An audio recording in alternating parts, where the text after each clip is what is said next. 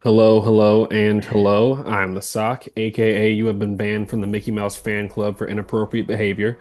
And we're exploring the world of the Seven Empires once more for the ninth session of Beast of Burden. We're in the home stretch and stuff. Without further ado, I'll get straight into the recap and everything.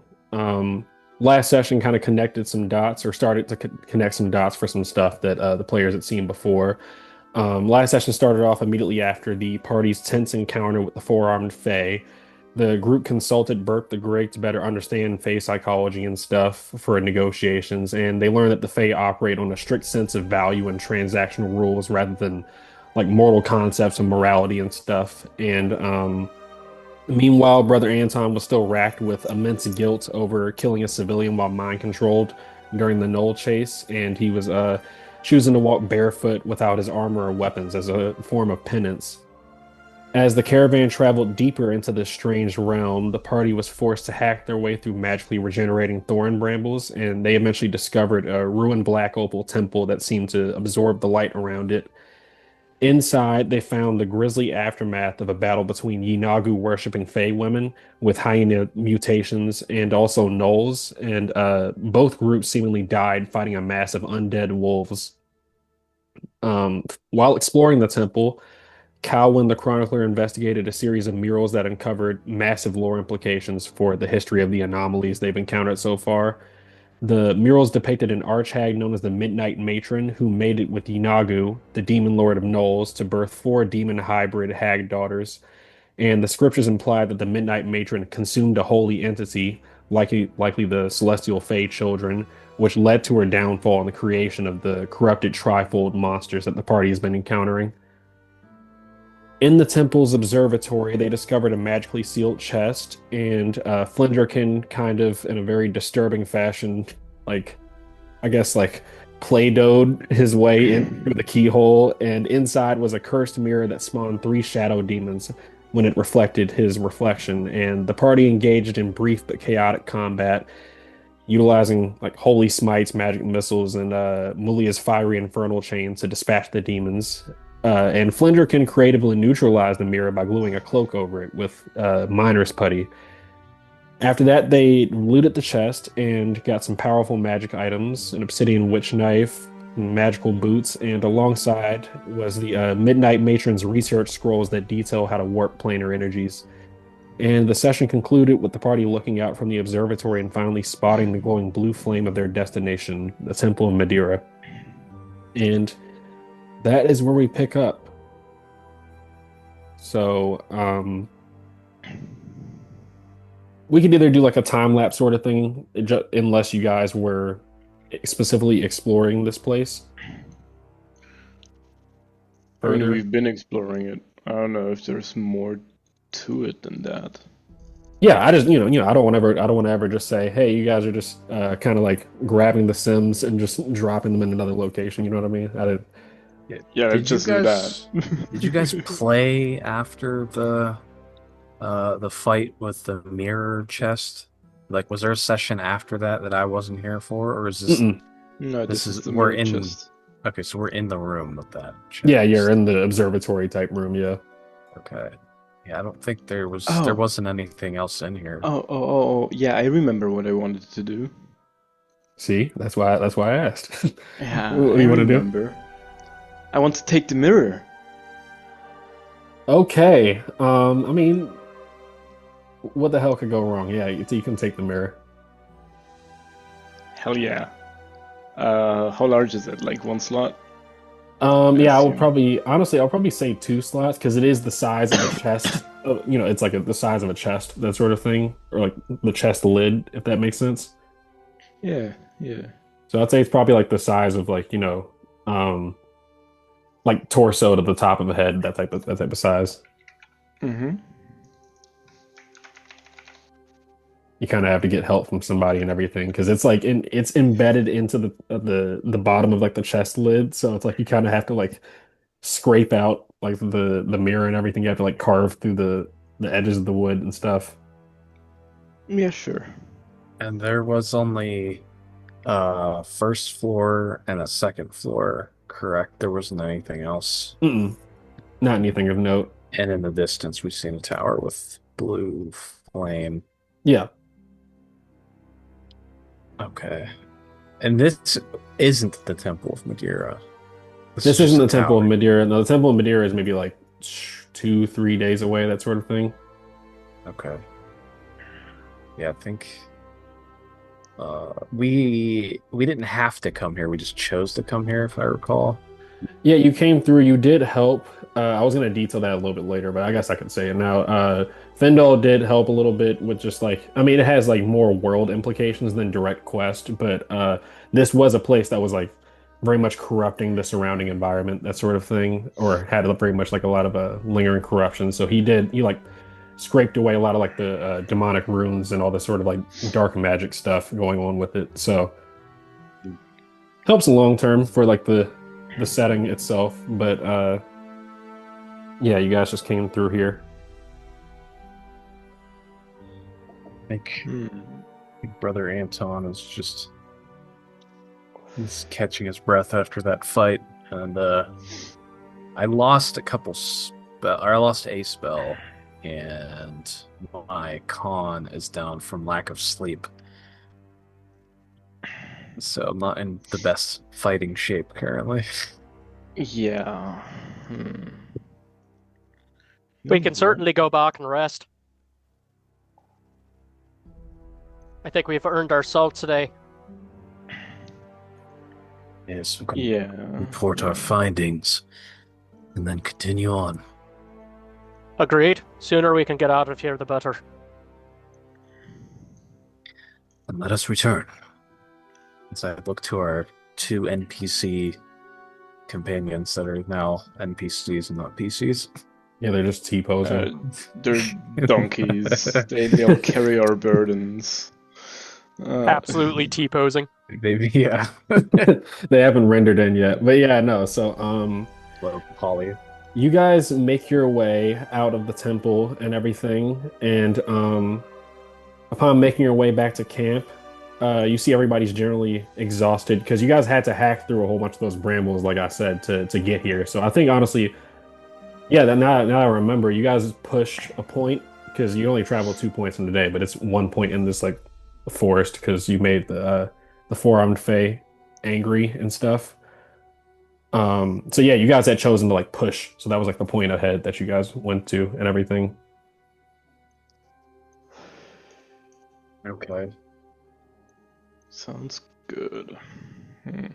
We can kind of, unless you wanted to have any like specific sort of like conversations, saying anything to anybody, we can kind of like the night moves along. I think everybody's pretty exhausted anyways, so there wouldn't really be a whole bunch of people that are like socializing, you know what I mean? Mhm. I mean, I talked to Findle. Yeah, go ahead. Hey, you. Yes? Do you remember the contents of this chest we saw? Other than the ghosts that came out of it. Yes. So, there's this thing. There's a potion, and I'd like you to offer it to Brother Anton to ease his burden, but do not tell him what it does, because he's been resisting treatment. You're sounding very devious. What does this potion do? It makes an intelligent being forget one of its memories permanently. Aye? Well then how would you actually... One memory how of would you your actually choosing, control that? It says one of your choosing. I guess Of the mechanically... drinkers choosing? Yeah, that's what I was thinking. Is it the drinker's choosing, or is it the person who like gave him the potion or something? It says that if you work, serve God? this potion to an intelligent being that being drinks it, the imbiber permanently forgets one memory of your choosing. So if you serve this potion, it says, so yeah, I'll probably say it's you the get to person choose. serving it, because otherwise it wouldn't really make sense. Because it'd be like you just kind of feed it to them, and then you just kind of have to guess what memory they lost. Yeah. Oh, I forgot how to tie my shoes. I understand where you're coming from, but I don't think this will help in the long run because, yes, he may forget that specific memory, but he'll still know that he killed someone, even if he can't remember it. He will likely still be in a state of mourning for the loss and of what he had done. He needs to work it through himself. I don't think so. Well, you can certainly give it to him if you want, but I think ultimately that is the thing, right? He will probably not take it from me. well, I feel that it's not he's back, but he's trying to prove himself. He's recovering. So there's nothing to worry about there. And I don't feel that's in me to give it to him. If he was a liability or he was truly lost, then that would be one thing. But at this point, he's actually trying to recover. If you say so. What would your character do? Well, I shall... Oh, I have an idea what to do with it. Never mind. We will do different things with it. I do think that while you guys are giving a report, I think Brother Adrin, one of the more, I'll probably like just put it on the map. It's more theater than mine, so you don't really have to hold up. Technical difficulties, 1 second. I think while you guys are having the reports, are you just carrying this mirror just like on your back? Like, do you put it down or something like that? Because right now you just have like, a fairly large mirror, but it's exuding to anyone that is like spiritually attuned. It has just like a very ominous sort of aura and everything that's coming off of it. Oh. Yeah, I'm just carrying it on my back. Brother Adrian just kind of points to, that also is a side note that, you did spend, I think, an extra session and a half longer than I initially thought, like in Bloomberg back in there and everything. But it comes to you get your rewards with this, that there was some like environmental things I was going to do and stuff like that when you were in this area. But Brother Adrian being an experienced like priest of Saint Arachnus, I had forgotten to say when you got back to the clearing, there's like various like celestial type runes written on trees around the area. So he's like basically like kind of like consecrated this area and everything against like a lot of the corruption. But he kind of interrupts you guys' report and then says, I'm sorry, what's the deal with motions to the mirror on your back? Nothing that concerns you. I keep it under control. Well, possibly concerning. I mean, ghosts did just come out of it, but we were able to neutralize them. Yes, it's just okay, you know what? Fine, it's not the weirdest thing that's happened on this journey, so I'm sure it will prove useful to our endeavors. I'm sure it will prove useful, but to who, I'm not sure, or to what. Oh, yeah, you and your god. He chooses not to not to respond to that comment, but you can clearly see it makes his eyebrow twitch a little bit. I will not tell him which god I revere. Just for the record, it's Ramlat. So. I was about to say, I don't know why I thought Ramlat in my head, but that was a random guess. It's funny that... Yeah, Flindrikin is like full-on survival of the fittest, so yeah. Mm-hmm. Fits his character, it makes sense. Be useful or die, basically. Yeah. So we've got a few more things. Findle might like to have this pipe on him actually, because he's sort of squishy.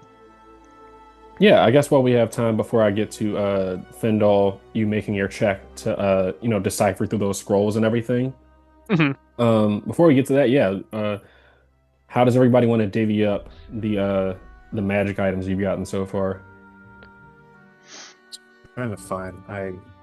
Yeah, I can't even remember the list. I sent list it in right the general here. chat. I'll forward it. I mean, there is a obsidian witch knife. It's a +2 dagger. Cannot be wielded by a lawful being. Benefits.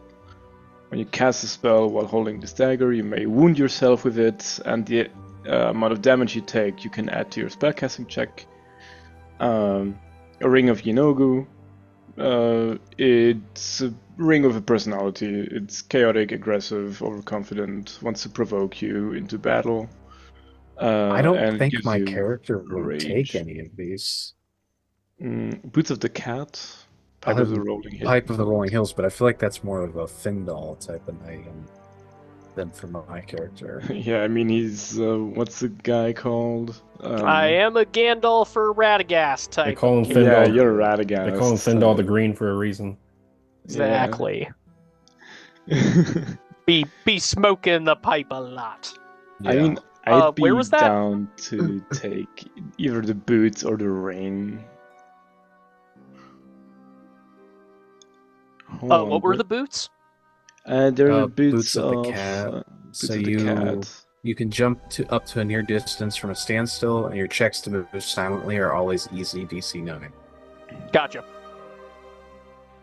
Yep, I'm happy to take the pipe.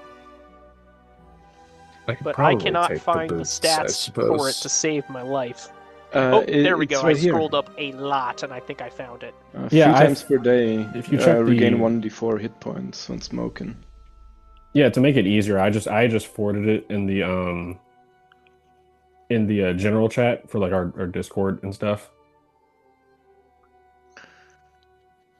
But yeah, I do not see it in the general chat. Oh, holy. I'll forward it again. I'm gonna take the boots. The last post I see is Anthony putting down his like hex map thing. Yeah, it's the one where it says where I misspelled the word "don't," but I was saying "don't forget y'all have these." Oh, yeah. There's the link. Okay, gotcha. Yeah. Copy that. I guess I could take Boots of the Cat. I feel like Caleb's character. Oh, you took those, right? Yeah, I just took them. Okay, I don't take them. Unless you want them. Brother Anton would not take the Ring of Yinogu, considering what just happened to him, and he can't use the Obsidian Witch Knife because he is lawful. So, well, then you take the Boots of the Cat, and I'll take the ring. Well, if they're going to be useful on your character, I don't really sneak around. So exactly, really that's the point. Useful. So you think I get advantage on dex checks to hide and sneak, anyways. Okay, so I'll take them. That's cracked for your character. I need to see this changing class at some point. It's a crazy class. But yeah, okay. So Flindrikin, you took the boots. The pipe goes to Brother Anton took the boots. The class is pretty cool, but it's mostly RNG what you get. So he took them, but he didn't put them on yet because he's still more. Yeah, you're fighting over the boot. No, okay. So I will say for RP purposes, unless you were about to do something with the NPCs that walked up. No.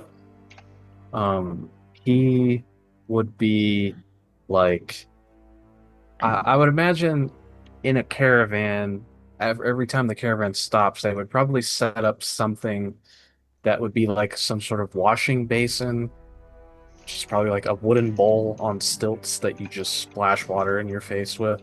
Mm-hmm. Something like that. I'm just imagining that that's there in the caravan somewhere.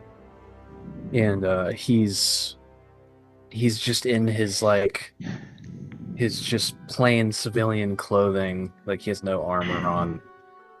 He doesn't have his weapon on him or anything, and he just has this holy symbol, and he's like splashing water in his face.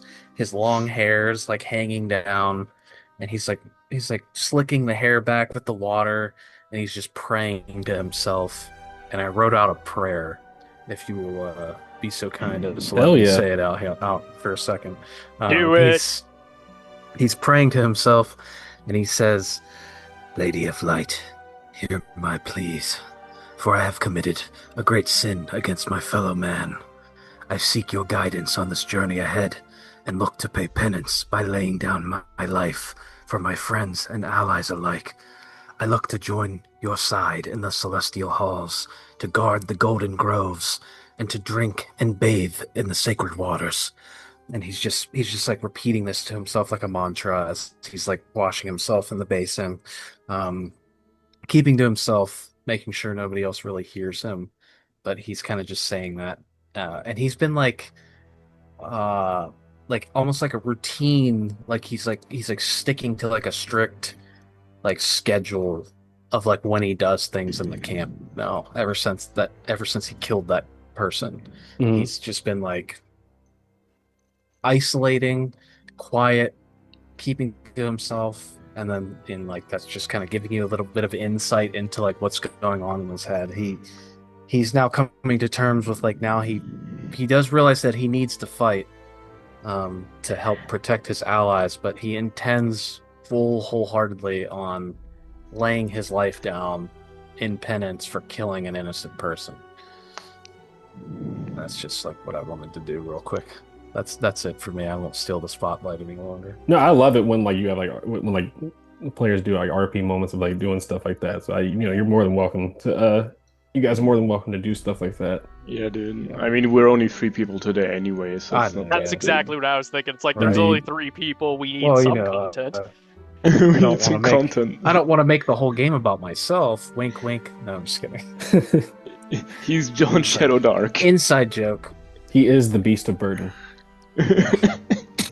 He's carrying a burden now. The burden of sin is what he carries.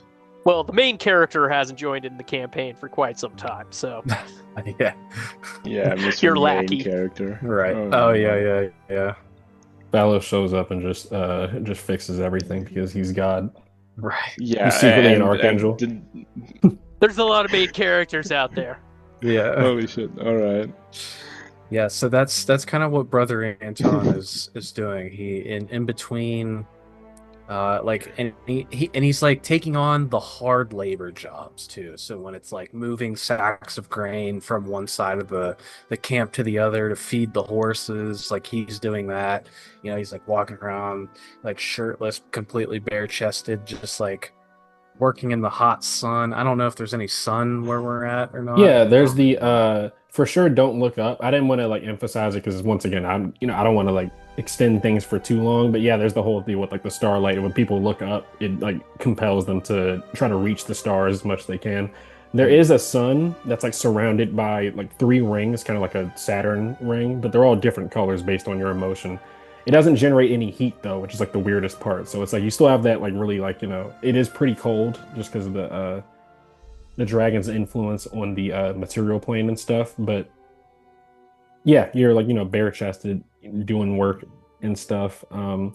Wilbur for sure, he's gotten the vibe that you don't want to talk. So he's not saying anything, but he's trying to mimic you in like whatever way he can. So he's like, he took off his own shirt and everything and is like trying to haul sacks of grain. He like picks it up and immediately crumbles underneath its weight. Yeah. It's like chopping firewood and stuff too. So maybe he helps him by he hands like a couple logs to Wilbur or something, like smaller ones that he can carry. He's like, I would say like Brother Anton's like purposefully pushing his body to his limits. Like he's picking up like way more weight than he needs to. Like when you pick up way more bags of groceries because you don't want to make multiple trips. He's kind of doing that with like logs and stuff. He's like, maybe he's like carrying a massive like log on his shoulder, and like his legs are trembling as he does it before he drops it, and then like helps chop it up with like the wood cutters or whatever. He's just like helping out with all the raw labor stuff.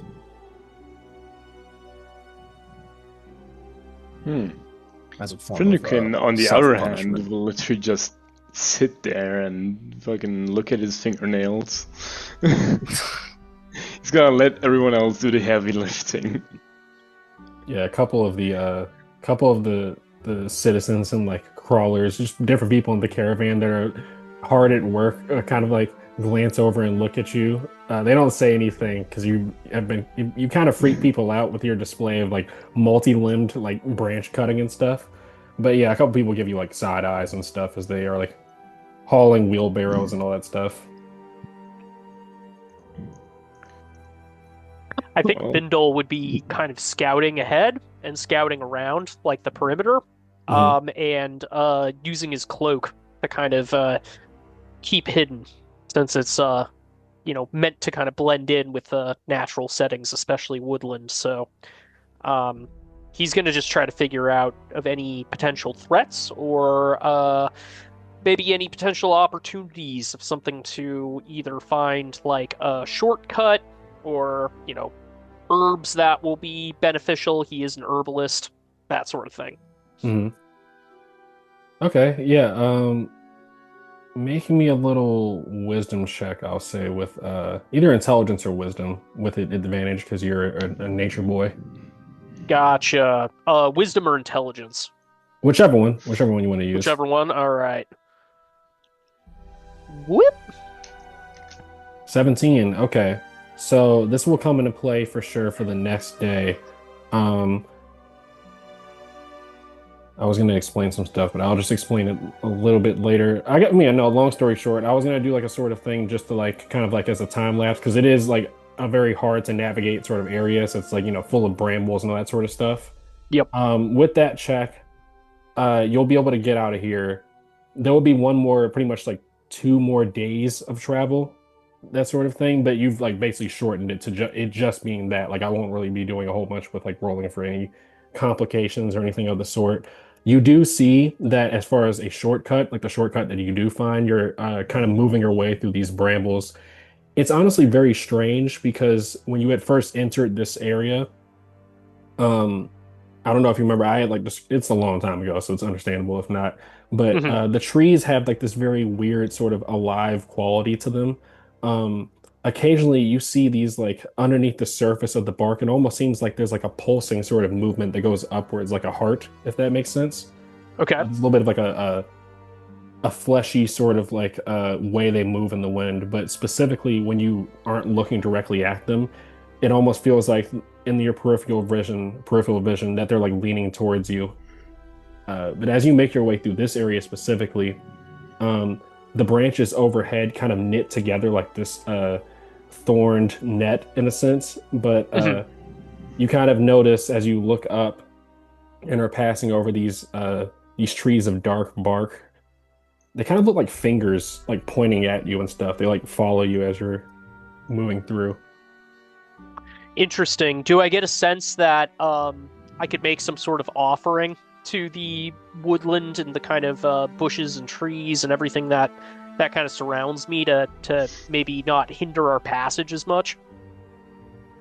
Yeah, I would probably say with that intelligence check that you got, that was like something you could figure out. What would you say that Vindal would offer? Let's see. I would probably give a blood sacrament. I would cut my palm and squeeze it to try to feed the woodland while kind of looking up and being like, by Geed's blessing, let us get through here in peace. We have nothing but love and respect for you creatures and the things that are around. We won't be here long.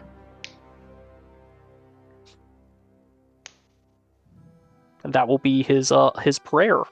The pointing thorn branches almost seem to rise upwards, like they stop pointing at you and almost kind of coil together like fingers interlocking. And they stay still. It's kind of like the concept of a snare, where as soon as you look away from the part where you offered your blood and everything, you can kind of see the branches kind of moving down slowly to scoop it up from the ground and everything. Yeah, basically giving up some of my life force for the protection of the life forces that are going to be hopefully walking through in peace. But at the same time, we did, really piss off like Ring Girl. So we'll see how well that works out. And then he's going to smoke his pipe to regain any hit point loss or, just for fun. Mm-hmm. Yeah, it's very exotic, sort of like herbs and everything that are like as you smoke this pipe. But Can we lose the temporary hit points that we got? I don't remember what we got those from, but I have 4 temporary hit points from something. I'll probably say you keep it. It's a byproduct of the forest itself. Oh, I thought it was from someone casting Bless. No, it's from the it's one of the environmental effects. Like to explain, I had with the travel overhaul system I added like weather traits that can apply certain stuff. So this one specifically, it gives 1d4 temporary hit points at the start of the day. I'll probably say you can just keep it for the session, considering that you're in a forest that has like remnants of celestial magic. You know what I mean? Copy that. But yeah, the last thing you see, Findall, just for this shortcut that you ascertain, is that you can see an area where you can go through. It's almost like a ravine, but it appears natural in a sense. But it's like far enough away to where you would actually have to go to it. But you can for sure see that like this like forested area that you guys are in, this like forest of brambles, is kind of like on a raised like hill like sort of area. The ravine that you would be going through would lead you straight downhill out of there. So once you go through that ravine, that's just one more day of just basically traveling straight to get through. Okay.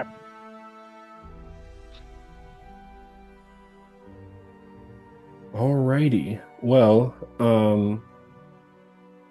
I think there would be a brief moment before you go to sleep, Flindrikin. The camp is kind of winding down and everything. You see the hold up. What do I see? What do my eye stalks see? I could have sworn I had their token right here. Hold up. What do my weirdling eyes see with their like 6 eye stalks? No, I only have 2 eyes, 2 arms, and 2 legs. All right. We'll see about that once you unfurl that coat. For now, there's gonna be like 4 more eyes there. I can just elongate and reshape my form. You're very squishy. Yeah, like those things the girls like to buy nowadays. All right. Anyways, what is it called? No, it's fine. It's fine. As you, Flindrikin, as you're kind of just like picking, like like you said, you were just picking dirt from your nails and everything. Yeah. You see Heidi walk up. That's the woman I was talking about. That's like the armor lady. Yeah. She walks up and trying to think of what she would specifically say. It would be something along the lines of like, it takes her, you can tell, a good bit of will to muster up, like her saying something like angry to somebody, because she seems pretty non-confrontational, but she basically says something along the lines of like, you pissed her off and she feels like you're a jerk. However, she says that she's been different since she was born in a way that made her disturbing to like a lot of other people. So even though you guys might not be different in the same way, she says that if you ever need like to talk about it, or like even if you don't want to talk, she just wants you to know that there's like somebody else that is that understands what it might be like. You know what I mean?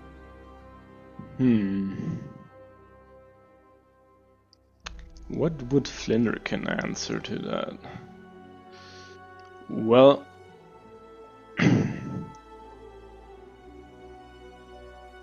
yeah.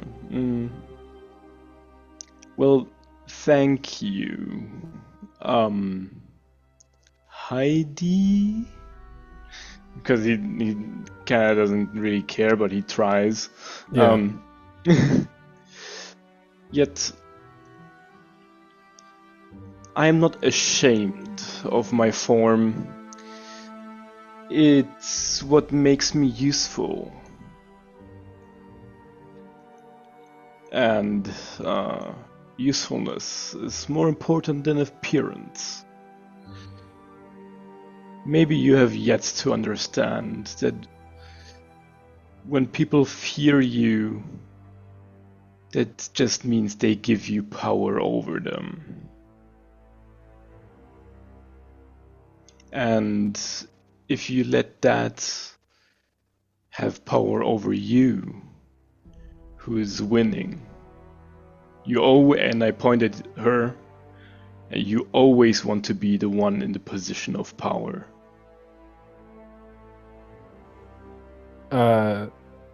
She kind of shifts a little bit uncomfortably and is like, yeah, I guess it just feels like that, it feels like You're that's very timid, lady. Sorry, I cut you off there. No, you're all good. Yeah. She You need to work on that. Yeah, sorry. I fucking cut No, you you're all off. good. No, honestly, it's also in character. I think that Flindrikin Yeah, doesn't really. he kind of makes pauses as well. Like, Yeah. yeah. Heidi kind of not stomps her foot, but you can see like, stands her ground, that sort of thing. Where she's like, I'm not always timid, and she like kind of like pulls the shield off of her back and everything, and like, I killed one of those what were those hyena things called?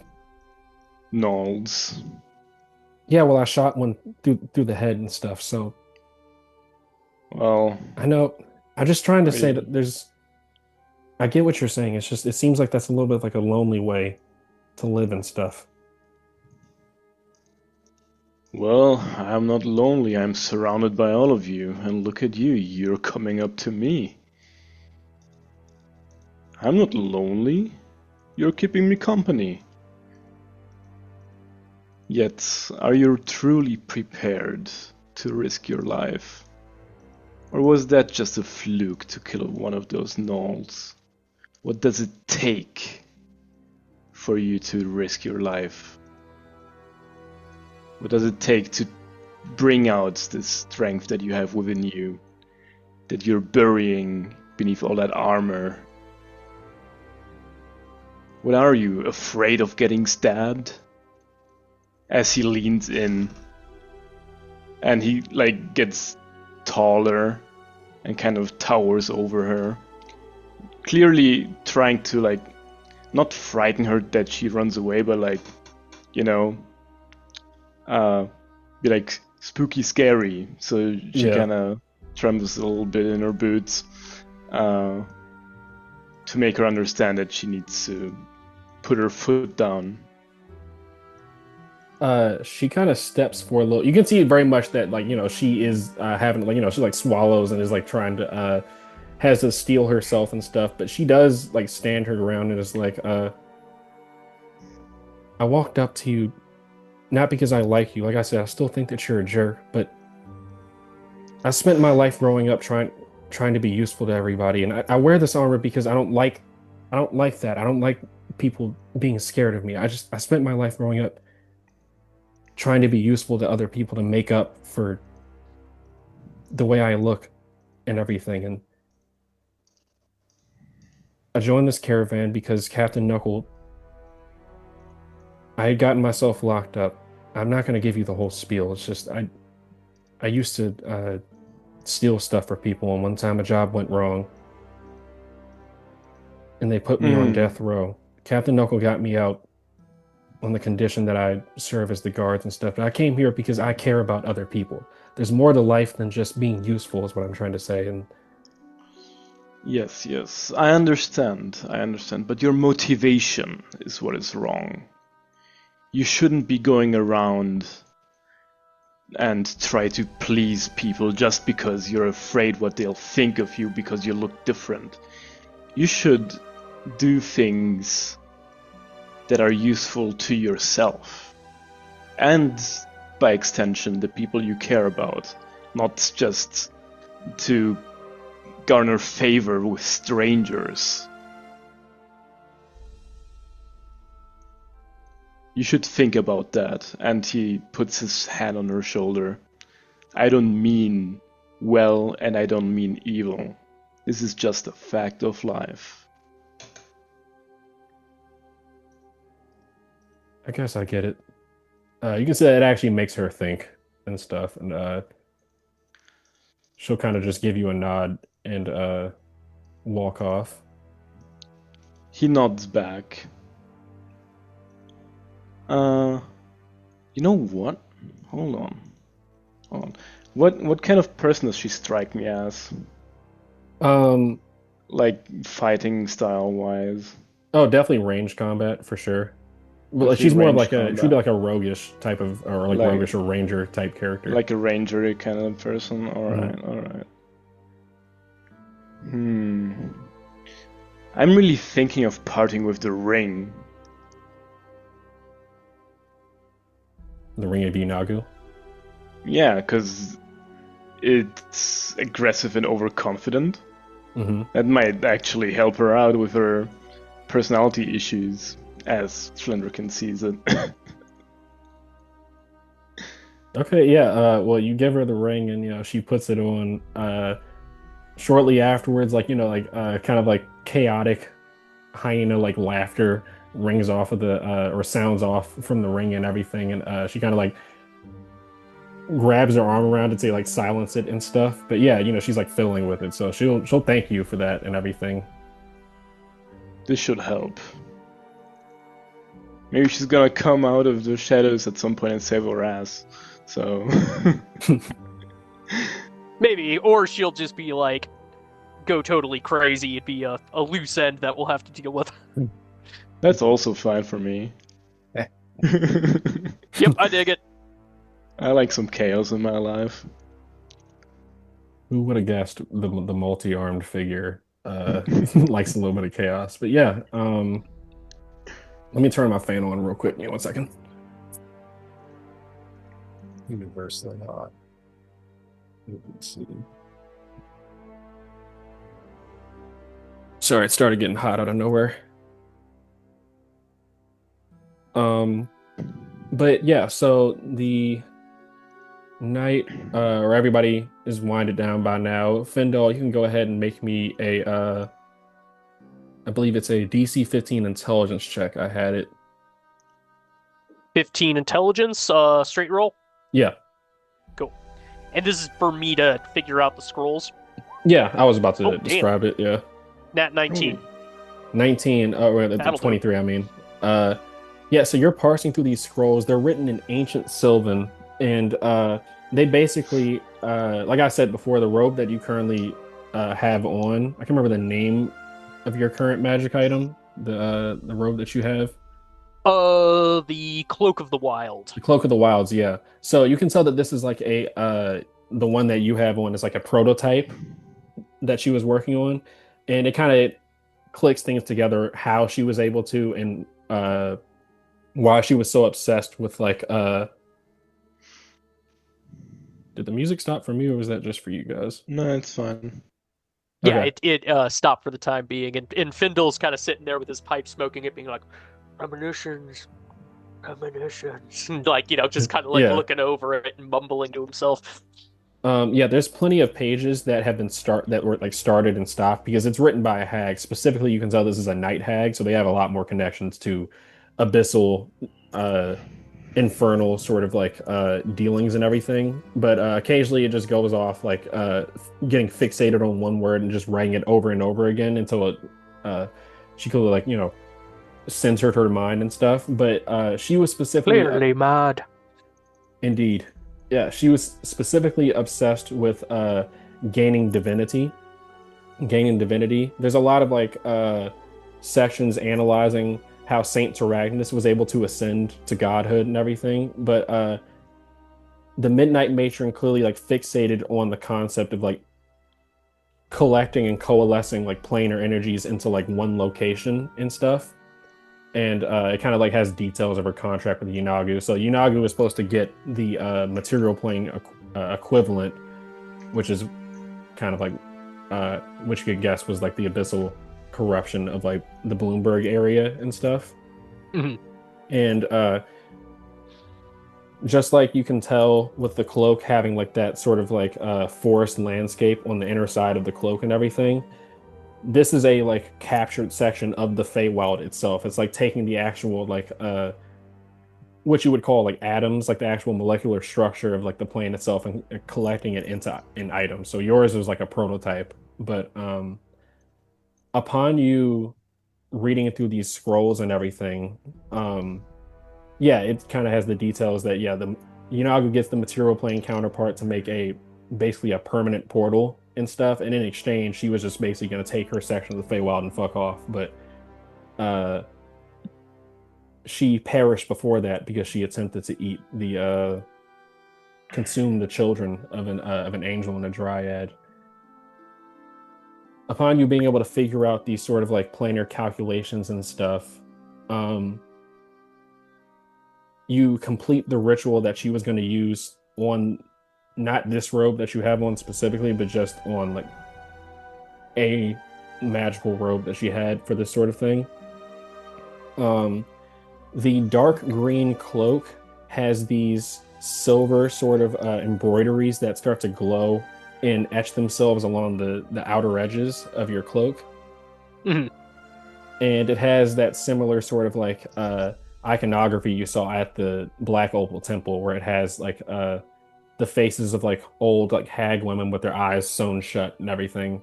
But it now hums with power, and I will send you this real quick. Cool. Now, was this something to where Findle might have thought that it was corrupted in any way?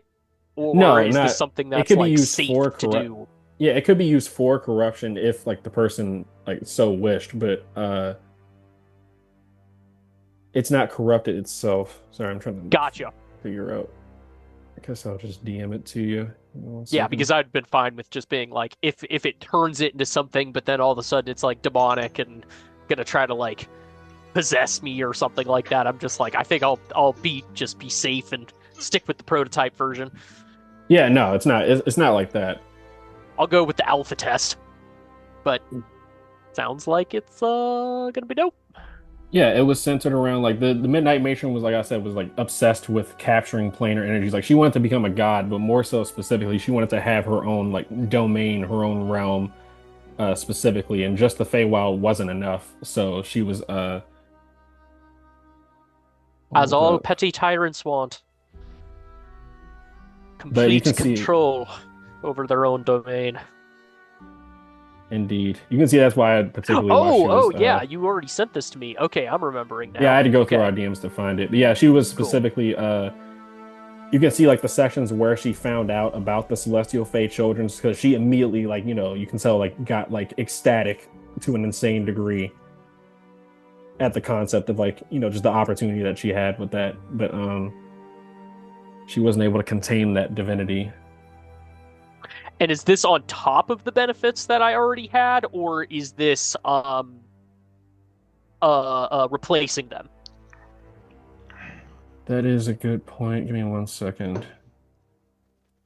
So I was kind of scrambling before this just to make sure I had everything.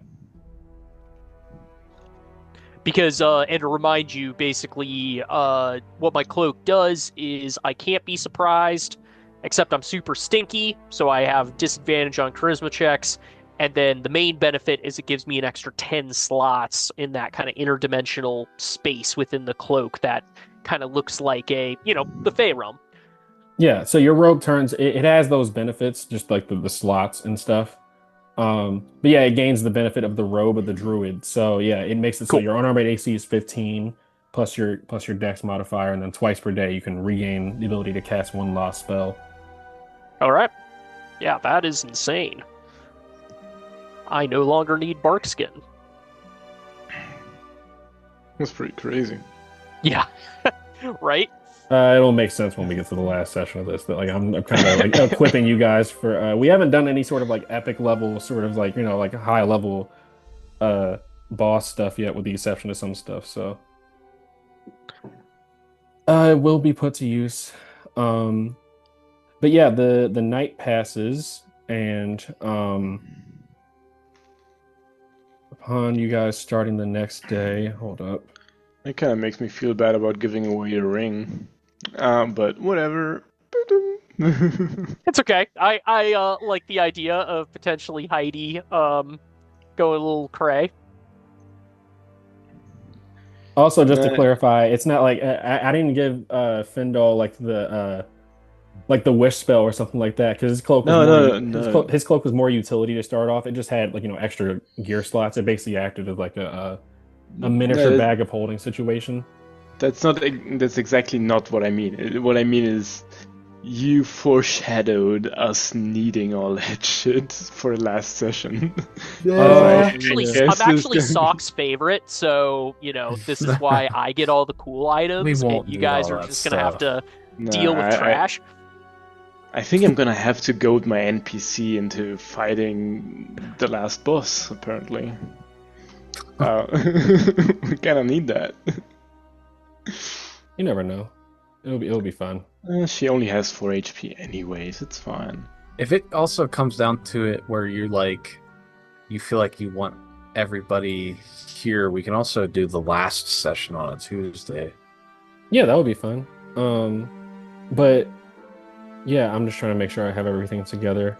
So, I won't really, just because of Findle making those checks to like scout around in the area. I think it makes sense. I was gonna have it so where they're like the thorn brambles all over this this forest that hangs with this purple mist. It does take you guys a while to sleep, I will say. I'm not sure how much this is kind of up to your characters, which you're cool with, because I'm sure like it doesn't bother Flindrikin, but the sound of like that infantile crying can be heard. Like, it's like ever present, just 24/7 inside of this forest. Is like a purple mist hangs in the air. Crime babies, that's what Flindrikin likes. Not. My character Nobody likes that. Well, being that he's a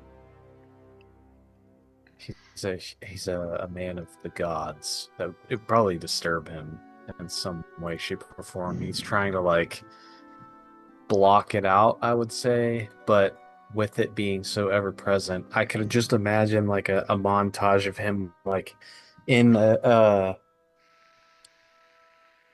we're in a caravan, so he's probably not in a room by himself, but like maybe like we're in his bedroll while everybody else is sleeping. In your tent, like, yeah, he's kind of just like holding his ears and he's like rocking back and forth as he's praying, as like the weight of everything is like stressing him out, probably. Yeah, I think Flindrikin is more gonna be like, oh, you're in a long distance flight and there is a mom with her crying baby in 2 rows behind you, and he's just like trying to put the pillow in his ears and like turns around. Yeah. It's just it's like, I can't sleep, fuck. Yeah, there's plenty of other like members of the caravan that are very much disturbed by the sound because it's like coming from all directions. It's not like it's from like one direction in the forest in particular. But yeah, I will bypass you guys having to make those strength checks to keep like chopping through the brambles and everything, as you're able to kind of like follow through the shortcut that Findle found. Come on, this way!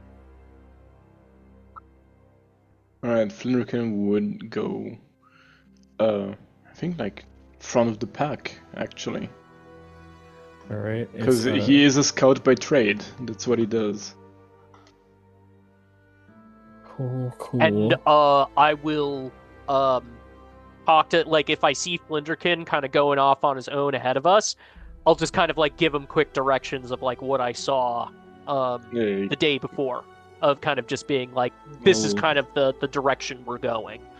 Like a little brief. Yeah, a little brief of being like, okay, you get past these big rocks, and then you go down this ravine. We're gonna be going down the ravine until then, that sort of thing. All right. Sounds good. Okay, so also for just for the record, Flindrikin will be sneaking while doing that. Because he's a rat like that. it's understandable. Yeah, I don't want to get caught out.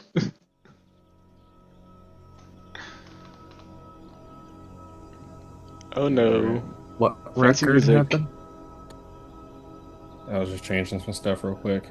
All right, so you guys are a part of the scout side of like your specific caravan, since it's like split up into three separate groups that follow close enough together to get to each other if like an emergency happens, but far enough away where if one person gets attacked, then it's not like all three main like supply carts that are getting hit and stuff.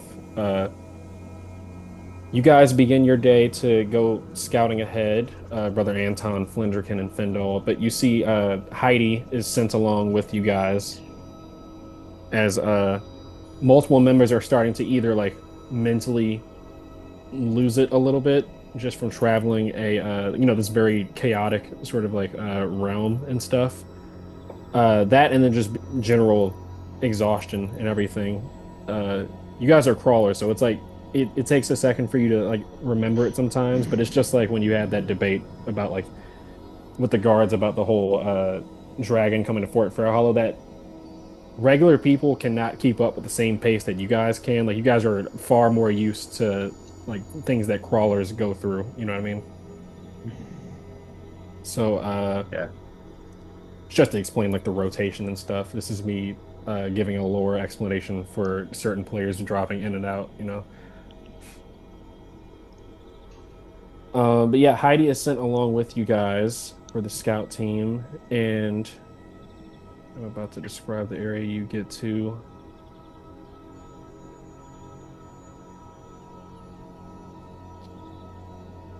This is also one of these, you're about to tell why, but this is also one of the reasons why it's hard for me to get maps for certain areas, because I'll come up with like very specific ideas for locations. Yeah, it's always hard. Fun. It's easier to just sometimes not use maps for that. Yeah, that's particularly why I do Theater of the Mind for Shadowdark a lot, specifically. But you guys work. Indeed. You guys duck past these thorn brambles, some of them catching on your clothes as you're walking by and crawling through and everything. And before you stretches a wide open grassland. Each blade of grass is dull silver and flattened and curved into shapes your mind struggles to hold on to. It's like spirals, jagged, circular shapes, all that stuff. And beneath them are these tiny points of shimmering starlight, seemingly embedded into the earth itself. In the center of this area, far at the end, you see a towering tree made of smooth, pale silver, and it's been split down the middle. You guys know how like trees look when they get hit by lightning? It's like that, but picture like a miniature Grand Canyon type structure. So at the end of this like shortcut, I guess you could say like ravine type area, the ravine itself is made of a giant silver tree that's been split down the middle. Ooh. Okay. Its branch. Isn't that also like a sign of godly interference in some cultures? It can be Is that what interpreted you're that way, going sure. for? Yeah.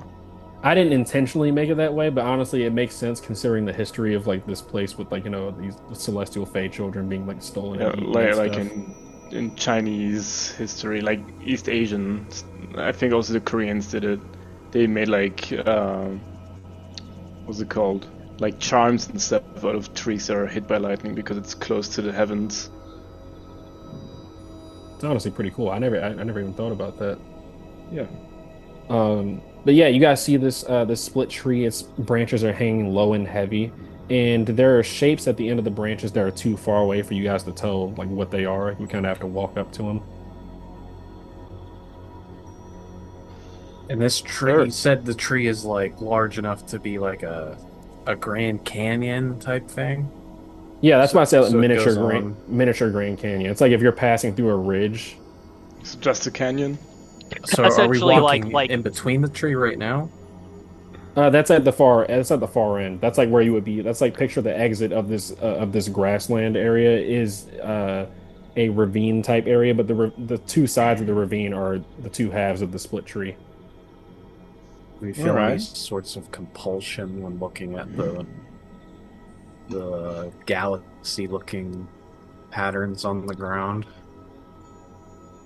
It's more beautiful than anything. It doesn't have any mind affecting sort of stuff, but yeah, it looks like someone like grabbed stars and shoved them into the ground.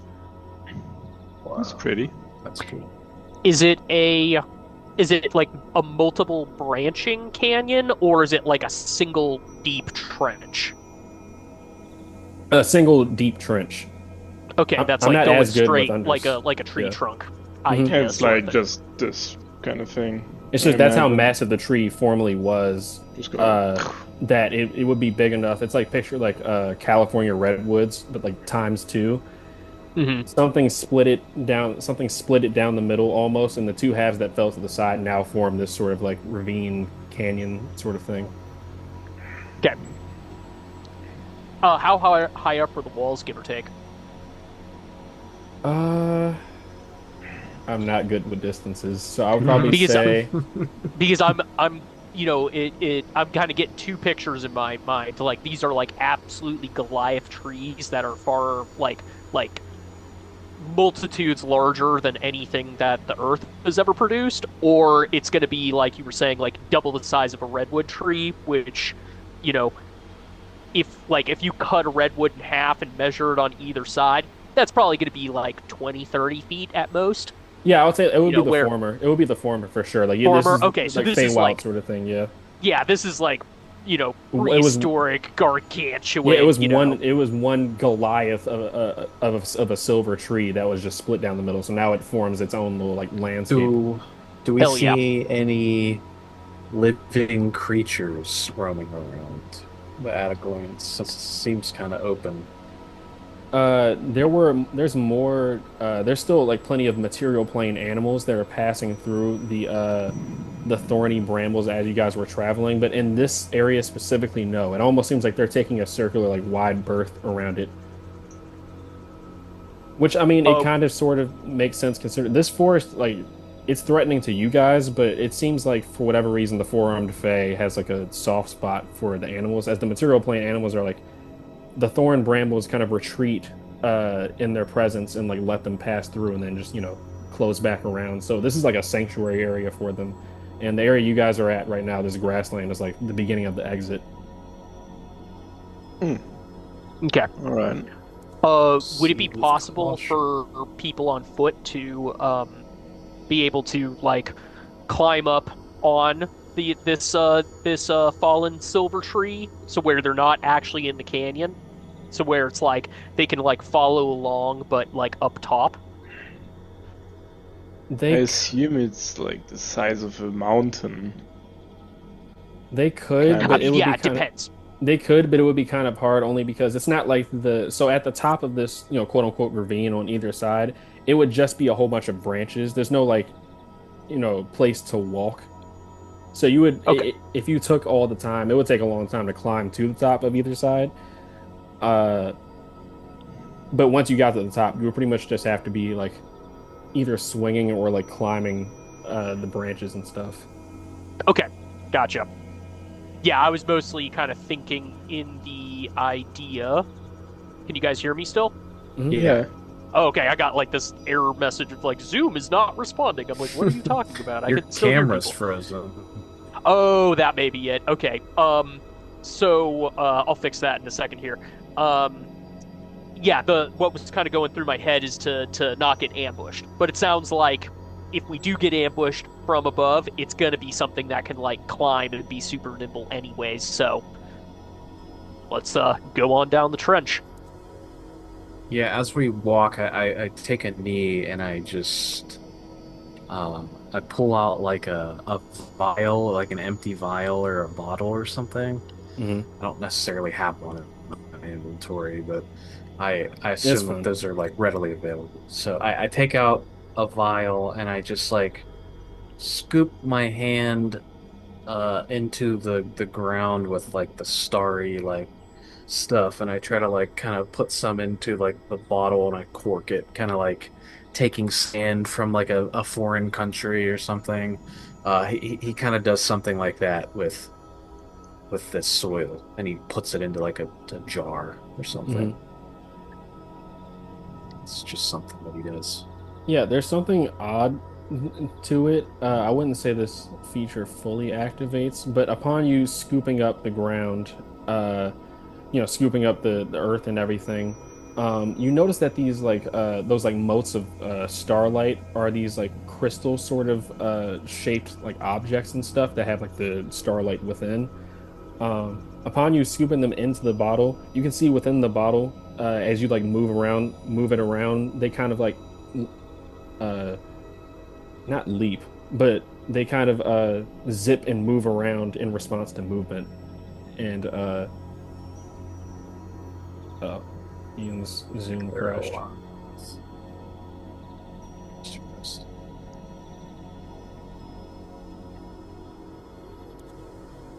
They zoom and leap around in the bottle. Yeah, it's almost like in response to movement. There's dirt in there, right? Like it's dirt and that stuff. Okay. Yeah. So it's just sorry, I'm just looking at something real quick. Ian said his Zoom crashed. Does it react the same way if I like smack the ground with a stick? Upon you smacking the stick on the ground, I was gonna wait until you guys said you were walking to somewhere specifically, but yeah, that's gonna trigger something. You smack the stick on the ground, and you see the lights, the starlight on the ground flicker, and you hear a clicking sound as these ground explodes. These crystalline spikes of starlight erupt upwards with a violent snap, like snapping sound, kind of like a bouncing Betty mine, if you know what that is. Yeah. And the one that jumps up into the air, the one that jumps up into the air explodes into radiant white light. And I won't. There's no mechanical penalty for it. I won't make you make a con check. But long story short, I'll repeat this when Ian gets back in. But it's bouncing Betty flashbangs. Yeah, if you move more than near distance on your turn in this area, then at the end of the round, the motes of starlight will leap up into the air, and you have to make a con check to avoid being blinded. Oh, all right. Interesting. That sucks. So I assume we're gonna be chased, and it's gonna or something similar. Expect the worst. Essentially. I guess we're gonna take a 5-minute break while he's doing that. Yeah. Right, I'm gonna make a bag of popcorn next to him. Yeah, we're all good. Bag of popcorn. Bag of popcorn. Jesus. I'm thinking what I could do with that. I could probably just start fucking flashbanging shit.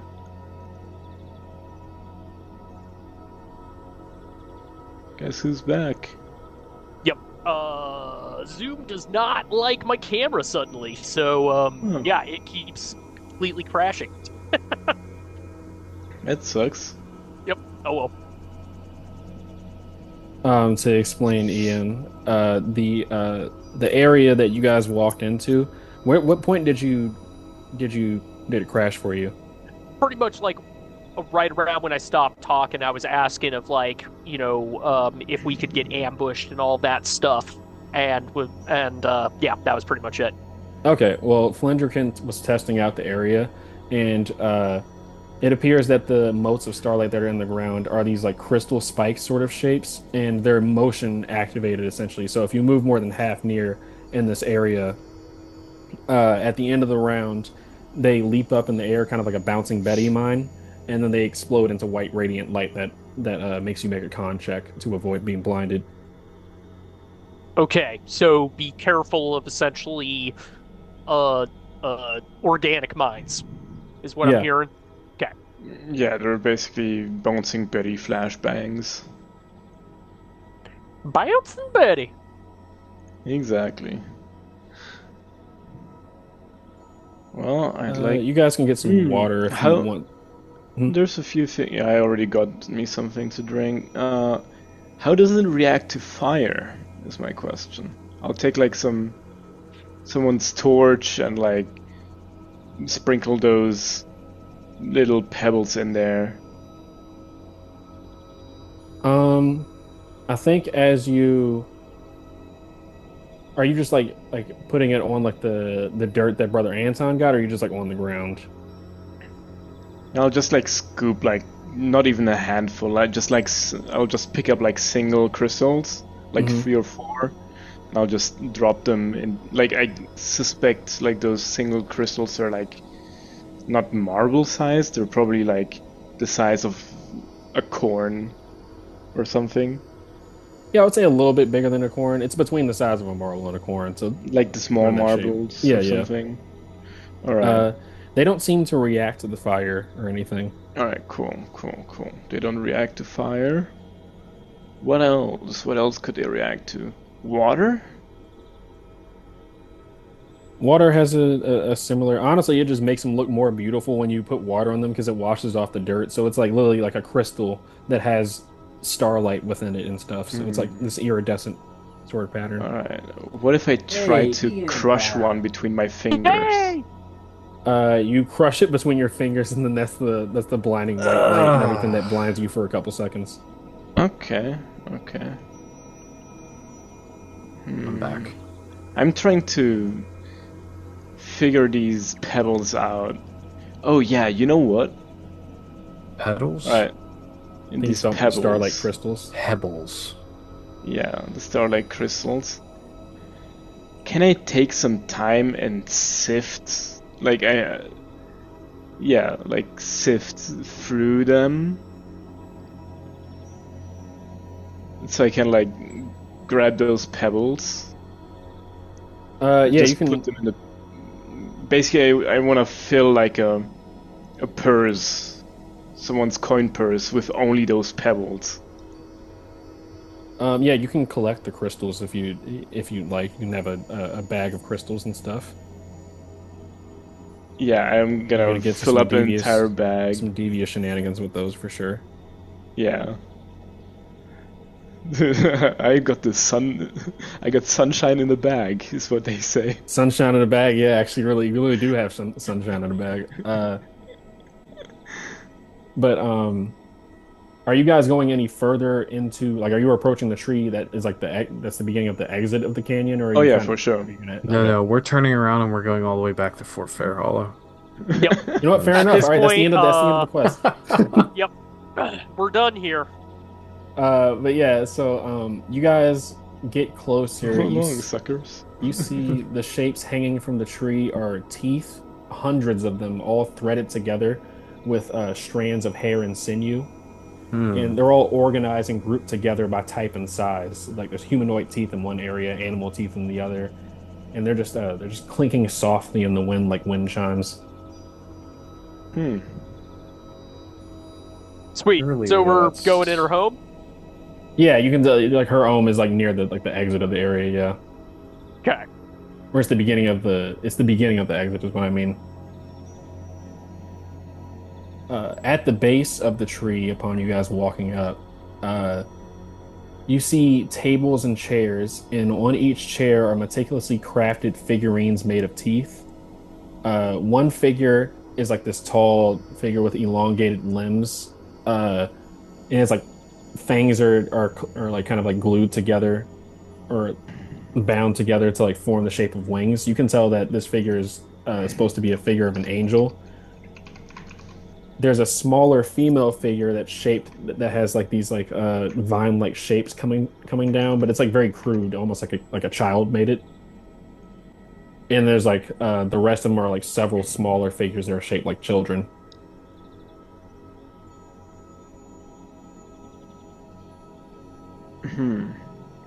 I think this is all pertaining to something that I wasn't here for. Because I don't know what's happening right now. I was here, but I don't know what it is because there's a lot of moving parts in this storyline, so I have no idea. Yeah, that's fine. It makes it harder just because it is like it most of the time a month or in some change between sessions. Totally. So I perfectly understand. I know there was a thing that was encountered when I wasn't here, though. So the four-armed fae, specifically like one of the trifold entities that had kind of shown up when when you everybody. say trifold entity, you're talking it's a mixture of all of hags and the angels and the fae? Yeah, that was me just trying to give it like a classification. But yeah, that's the one that was like the corpse of the goat giant that you guys found outside of Bloomberg, and then also the four-armed Fey woman. Trifold entities are the ones that are the celestial Fey children that were eaten by the Midnight Matron, and then she couldn't contain their holy radiance, so uh they it resulted in her death, and their corruption into these trifold entities are have like ancestry of like celestial Fey, but they're corrupted by demonic abyssal energies and stuff. And she specifically, uh, when they had gotten, I'm just explaining just so you know you understand and stuff. But upon getting to the forest that you guys are in currently, the Foron Fae offered a deal to the players in exchange for one tooth from them and every member of the caravan. That she would let you guys pass through safely and swiftly. Um, Specifically, the Grig, Burp the Grig, had kind of mentioned to you guys that she seemed like a craftsman. So this is kind of like a fruition of that sort of thing. That this is probably what she collects those teeth for specifically. She's a tooth fairy. Indeed. But further Like the in messed the up kind. yeah, for sure, fucked up. Yeah. But yeah, you guys kind of like walk through this area, and further in this sort of like tree canyon area, you see a repeated golden glow uh, that flashes every 30 seconds or so.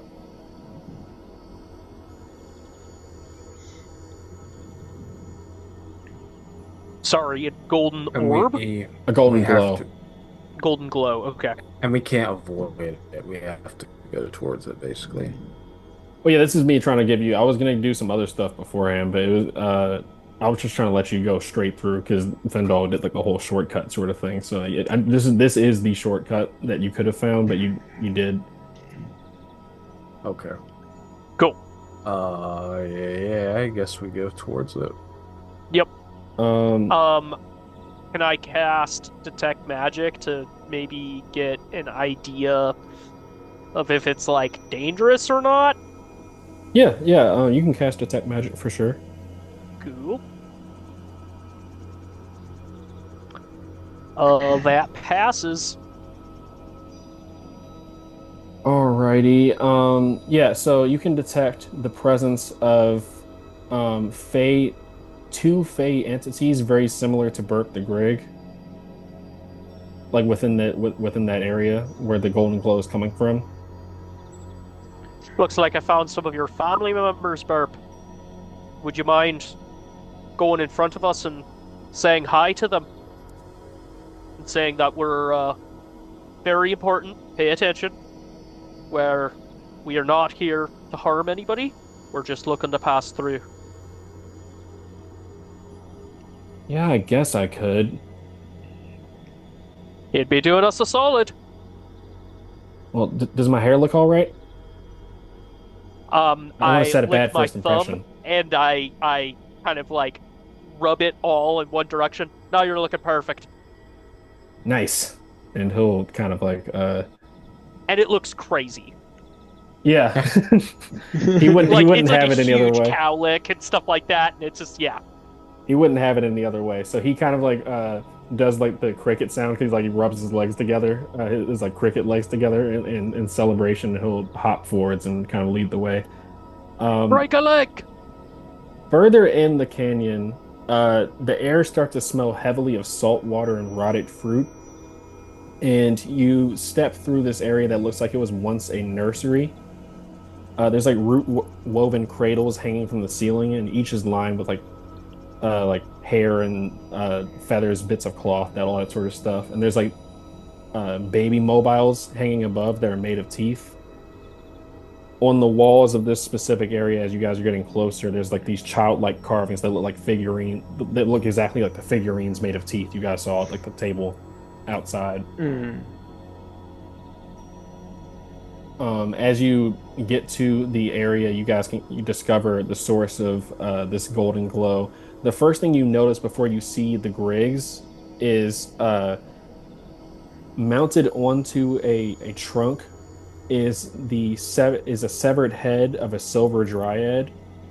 You can see its head was clearly split down the middle, but it's constantly threatening to fall apart, but it's being healed and held together by the two small Greys you see tending to it on either side. Let me put this down real quick before I get ahead of And the myself. severed head is the source of the golden light? Yeah, it's the Griggs. I'm just about to say it in a Oh, second. okay, gotcha. They're healing it so it doesn't fall apart Yeah. with magic. Yeah, I was picturing that they were both like shoving the head on either side, like Oh yeah, trying no. to keep it together. Yeah, you see two Griggs tending to this severed head. They're pinned to the root with these rusted iron nails that shine with celestial magic. It looks like you can, with your detect magic active, Findle, I would probably say Burp the Greg instantly is like struck with like an existential terror upon seeing this, as this is like Fae don't fear death, but they fear what you see before you. As you see these Gregs are on the cusp of, like I said, Fae can die from like losing their purpose or becoming depressed, that sort of thing. And usually just that's it. Like if they don't want to live anymore, they just stop living. It seems like these Gregs are like on the precipice of death, but the celestial magic from these iron nails, they're like embedding them, attaching them to this root, flashes with light, and it brings them back to their vitality back, essentially. It's And like is this kind of just like repeating? yeah, it's like the Griggs Okay. are basically this is the source of the golden glow. They're smearing. Slaved. Yeah, So Yeah, they're like stuck in a capacity. time loop almost. Like this head is constantly wanting to fall apart. They're constantly healing it. Yeah, The they're Griggs are constantly on like the verge of death, but just getting enough of that magic juice to keep going. yeah. With iron nails? Yeah, if you remember specific, actually, Flint, this is why it's like, it's like, because I don't know if you were there, Yeah, iron Umberto.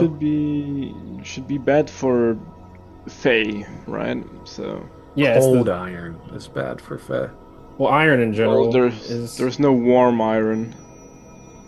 Well, it depends if you're talking like game meta cold iron and like fifth ed and stuff like that. But as far as like old school folk tales and stuff like that, it's just iron generally. Doesn't really matter though. yeah.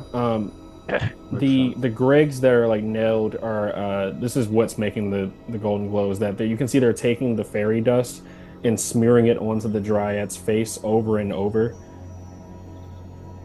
Or the Dryad's face? Oh my god. Yeah. You could reskin this and put this in the nine hells, and it would still be grotesque. Yep. Yeah, I'm thinking of grabbing a hammer and just removing those nails. To be completely honest with you guys. Do we I'm see... thinking to just keep on walking. I don't know Yeah. what the hell is going on, and Findle don't care. I would say, do we see like is there like an obvious door that leads into like a hag's house or anything nearby here? No, it's no door that it's just a canyon further ahead. Like this is just one singular direction that you guys are like traveling in. Right, And I like was thinking like yeah, nearby on the wall or something. oh yeah, no. This is for sure the to explain because it has been a while. The four-armed Fae that I described, she had forearms, like I said, and there's like this like sagging skin, kind of like those dog breeds that have like this really saggy skin. But she specifically had these like pristine, like beautiful looking angel wings that were pinned to her back by 6 iron nails. So you would kind of guess that she took 2 of those nails, stabbed the Griggs onto the tree trunk to force them to constantly heal this dryad. And the dryad's dead already. Yeah, right. It's just a dead body. They're It's a enslaved. corpse that they're forcefully keeping intact. Yeah, they're enslaved Yeah. to to preserve this this is a severed conflicting head. thing for my character because I don't know how he would react Yeah, to Flindrikin would fey definitely creatures. go over to Brother Anton. Look, friend.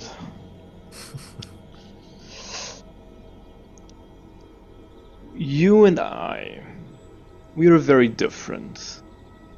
But I'm sure we dislike this. Whatever this is. Even though it's for entirely different reasons. You might think of this as cruel. This is a cruel, senseless torture, isn't it? And for me, it's just absolutely disgusting how useless and senseless this contraption, if I should even call it, even though it's got, and he does like air quotes, people in it. Yeah, I'm not sure if I like this. I'd like to set these guys free, even if they die. At least they're not forced to do this, whatever this is, forever. I look around, like, above us. Do I see anything that looks like it would leap out and attack us if we mess with this? No, not there's nothing else in the area with you guys currently. I look to Burp,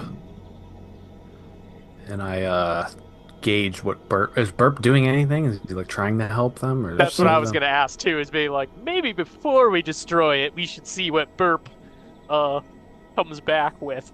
I think he has a look of horror on his face. Like he hasn't taken anything seriously up until this point. There's very few times where you guys have seen anything like rattle him. But this is like one of those things where like he is like existentially terrified. You can just see it on his face. He's like kind of stammering a little bit. He's like, I don't, I don't know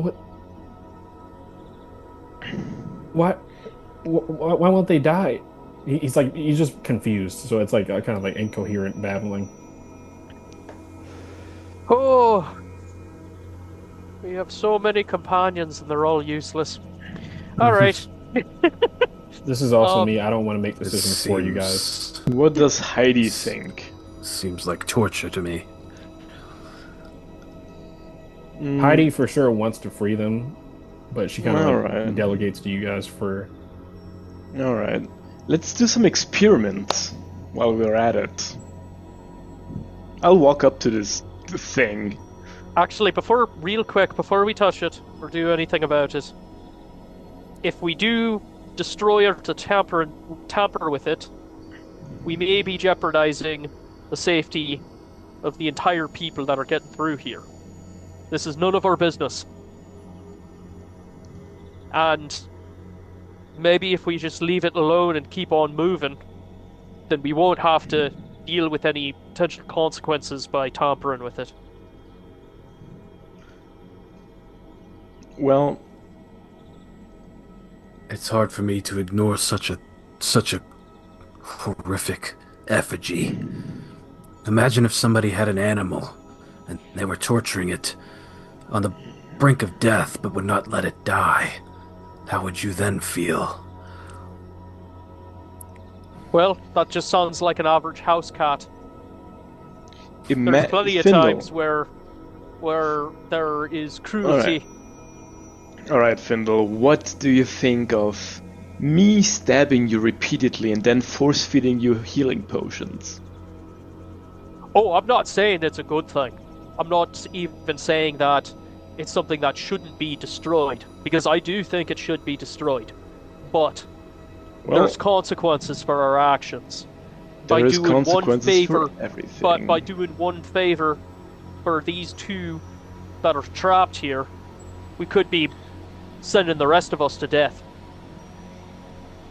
What's more important, two or all of us? Alright, think of it this way. These guys, from what God has told me, or us, I guess, apparently die when they lose their use or their purpose. Purpose in life, huh? What if, just hear me out, what if we remove those nails, right? And then we give them a new purpose? Well, that's laboring under the assumption that you know what the hell this is. How it will turn out. Alright. Half the time those fairy things don't know what they're doing anyways. They don't even know what they're doing. It just works because they believe it works. Can I make a religion check or anything to see if I know if this is just like some sort of cruel effigy that's like Fae related in any way? I won't really make you make a check, considering that like this is like I know the adventure is taking a minute with like learning about different stuff, but this is like where that stuff comes to fruition. You don't really have to make a check since you guys have already investigated plenty of stuff beforehand and like inquired about things. For sure, this is the trifold entity, the Tooth Fairy, we'll call her, one of the trifold. Like I said, she has those iron nails stuck through her, 6 iron nails stuck through her back and everything. This isn't an effigy. If the trifold entities are the children of the angel and the silver dryad, this is basically her corrupted Fae sort of way of preserving her mother. But obviously it's taken through this perspective of an entity that's corrupted with abyssal corruption, and it's repurposing its celestial roots for an admittedly very grotesque way of preserving her mother's severed head. But I thought she was like essentially birthed or like consumed by that night hag. That's so what corrupted that be them. Her mother?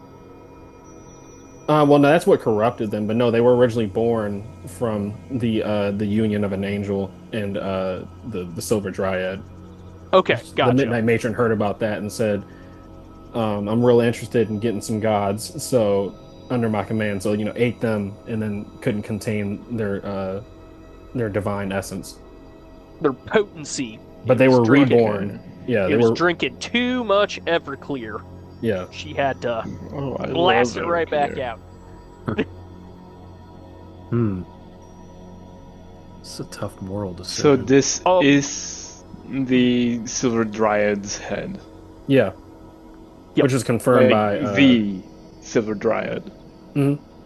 With that in mind, I mean, Findle's even more of like, if we try to destroy the thing that this 4-armed evil tooth fairy, like this is one thing that we know that she really cares about, I could see it kind of going one of two ways. We either destroy it and set ourselves up for a fight with her, like essentially ambush her, because I have a feeling that there could be some sort of connection, like she'll know when this is gone. Mm-hmm. Or 2, we leave it the fuck alone and back up quietly into the bushes like Homer Simpson. Or we just I have a feeling. I have this feeling that we're gonna encounter this 4-armed tooth fairy, and we're gonna have to bash her brains in anyways. So, I kind of have the feeling she's the evil guy here. Oh, I agree. I'm just hoping that, I mean, it can really go like 2 ways. We could, that's at least how I'm seeing it. We can either attempt to skirt past her, and you're right, Umberto. We may run into the situation where we're going to run into her no matter what, and it's going to turn into a fight, or we blow her weirdly restitched mother's brains out, and we're going to fight with her. I think. Hold on. What about this? He just wants to pull the nails out of them so they can leave. If it makes it easier for you guys for the decision, the ball is in your court specifically. I don't have any sort of like railroady stuff where I have like the quantum with Fae the tooth problem.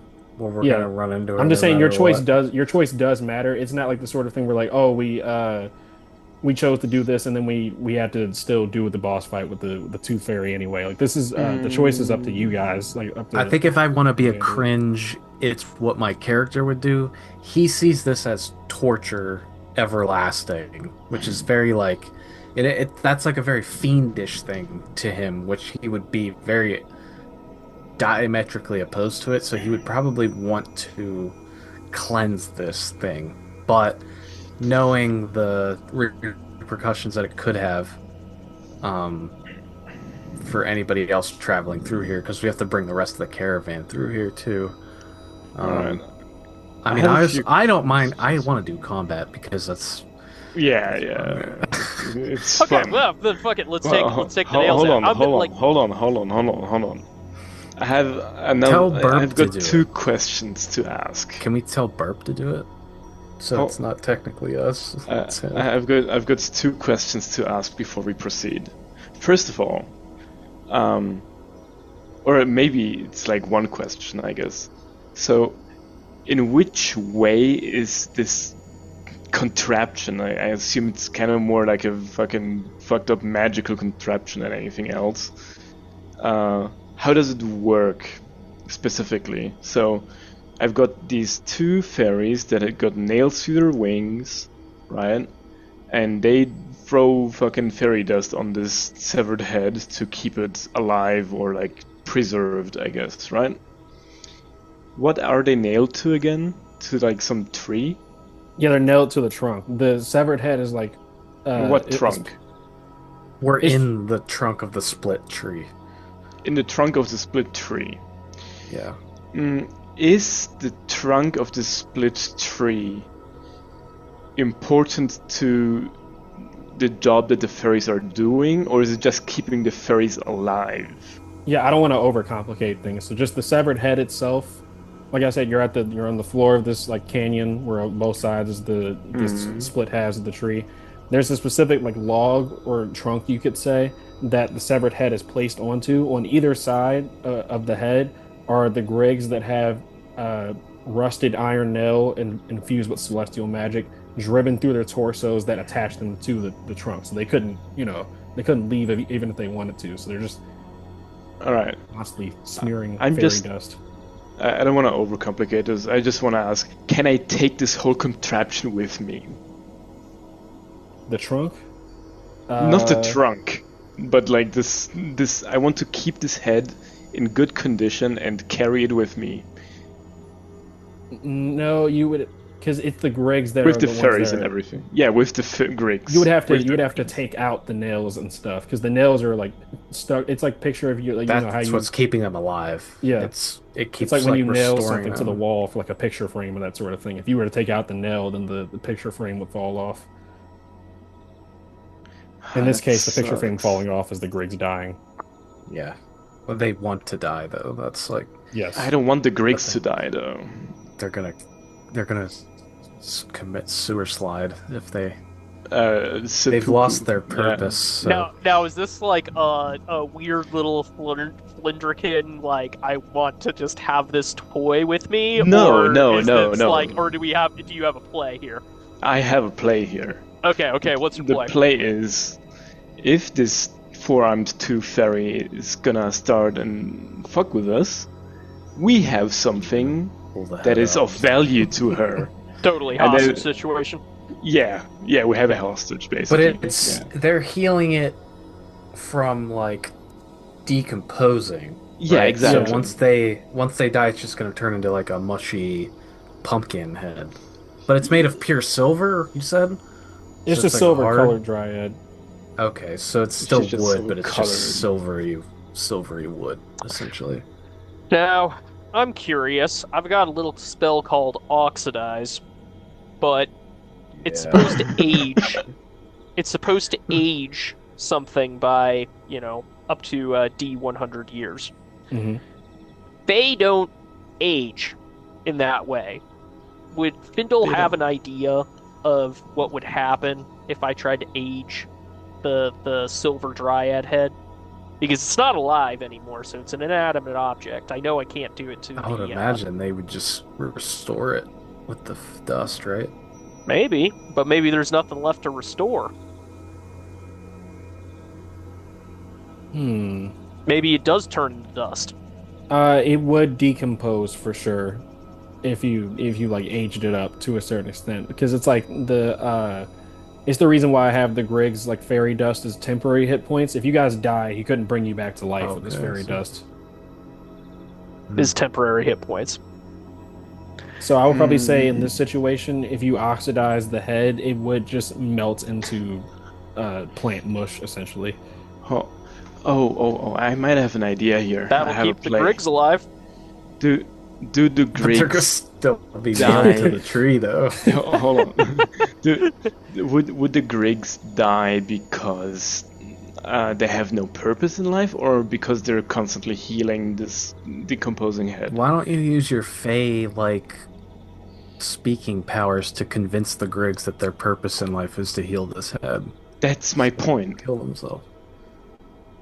That is my point. That is one that would work because the Fae are very like they're in the moment now. Like everything that they do is according to like their obsession. We could offload Burp here too and make him stay here. Heck yeah. We won't have to worry about him anymore. I'll probably say the only way that the Griggs would be able to stay alive if you took the nails out would be if you gave them some reason to live. But if a Fae wants to die, they will die. No, I want to make them. What I'm gonna use is my staff. Right. Ask them if they've learned yet. If they've learned what their purpose was. All right. So, my staff, the Midsummer Night's Dream, has this nifty benefit that once per day I can project a swarm of dissonant, haunting voices into a location, and creatures within near must succeed a DC 14 Wisdom check or believe the voices are from someone of great personal significance. Ooh. Yes. Do it. That sounds awesome. And I want them to believe that keeping this head intact is their primary objective until Flindrikin has its way with it. And not that way. Just to make it clear, not that way. Well, isn't it yeah. Isn't that what they're already doing, though? Isn't, like, restoring the head already their primary purpose? I think that wasn't their original purpose. It's what they're enslaved to do, but they've lost their will to live, but they're only kept alive by the celestial magic and the nails that's, like, embedded in them and stuff. Gotcha, but wouldn't the celestial magic and the nails be the thing giving them that purpose for, like, restoring the head? That's why they're constantly trying to heal it? Well, no, it's not giving them purpose. It's just what's keeping them biologically alive. It's like they want to die. They want to die, but the celestial magic is keeping them alive. All right. Okay. Well, so I'm going to use my staff on them. Yeah. Okay. Yeah. You use your staff. I imagine it's like one of those things where like you have to kind of like it's a Fae sort of thing, so you have to like stamp it down the ground in like a certain like rhythm and everything, and you guys kind of feel the vibration of sound waves emanating off of also like in front of the trunk and everything, and it's this cacophony of voices as it's two separate voices that sound off because it's like what those specific individuals, those Griggs, the people that they value. Would you be having the voices basically like say something along the lines of like kind of like shorthanding like a reason for them to live? Yeah, it's basically their reason to live is to carry this head with them and heal it the entire time. Mm-hmm. Right, that's their job until Flindrikin sees until it's like time for me to use it in some way. Okay. I'm gonna say that This is an intelligence or a wisdom check to basically have it say the right thing. You know what I mean? All right, sure. I'll do a wisdom check. You gotta convince him. Sell it. Do I get any bonuses for using? No, I guess it's the staff, right? That's what it actually makes me. Yeah, this is what allowing. This This is what's allowing you. Yeah, to do it's that sort of allowing thing. me to do it anyways. 1d20 plus 2. All right. Wish me luck.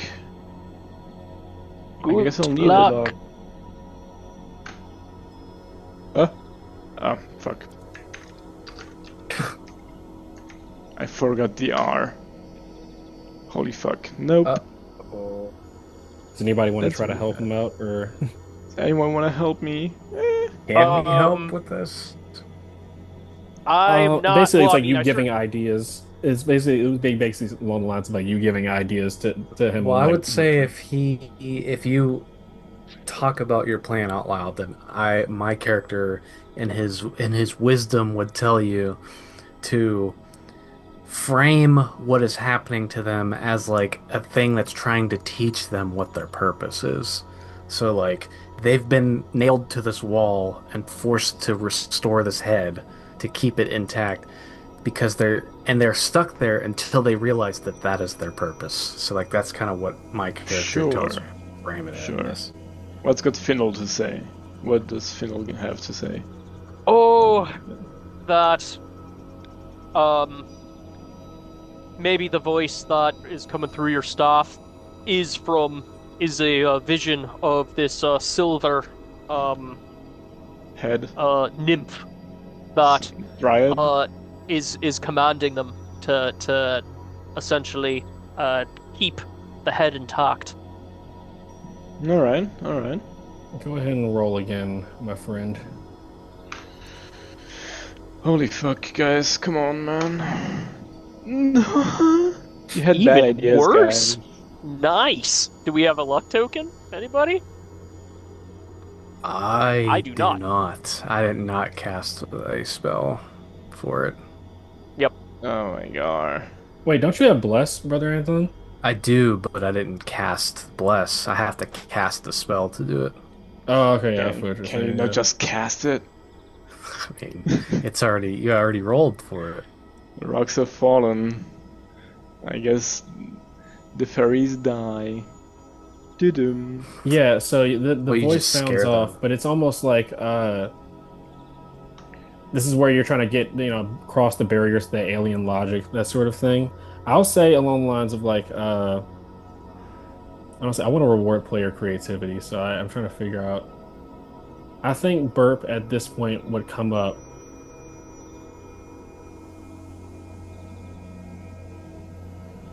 I don't know the exact words he would say, but it would be something along the lines of, "This sucks right now." However, basically along the lines of like, now doesn't last forever. It would be basically he's trying to like summarize to them that there's more opportunities to get something good in the future or whatever their specific purpose is. Is one of those situations where like I can't anticipate that this is gonna happen. Give life a chance, man. Roll one more time though. I just want to see something. Watch as it's a 2. You want me to roll one more time? Or Yeah, if it doesn't get it now, because you do have an actual Yeah. Greg with you, so I'm trying to reward player creativity, and you know, all right. utilizing allies you guys chose to. Fucking bullshit. Well, there we go, yeah. What's that? I mean, they have been stuck in existential like torture for. Yeah, fucking. Their minds are broken. Yeah. That's some bullshit. Oh well, Such it was a bad good thought. luck It was a good today. thought. It was a good thought, yeah. So Sometimes the dice just want me to be Plan super B. powerful. Plan B: oxidize the head, or shall Go we ahead. keep walking? Oxidize the nails, maybe. Yeah, I mean I could, but like I think killing the head and leaving them to die would essentially do the same thing, but we'd also be destroying the head.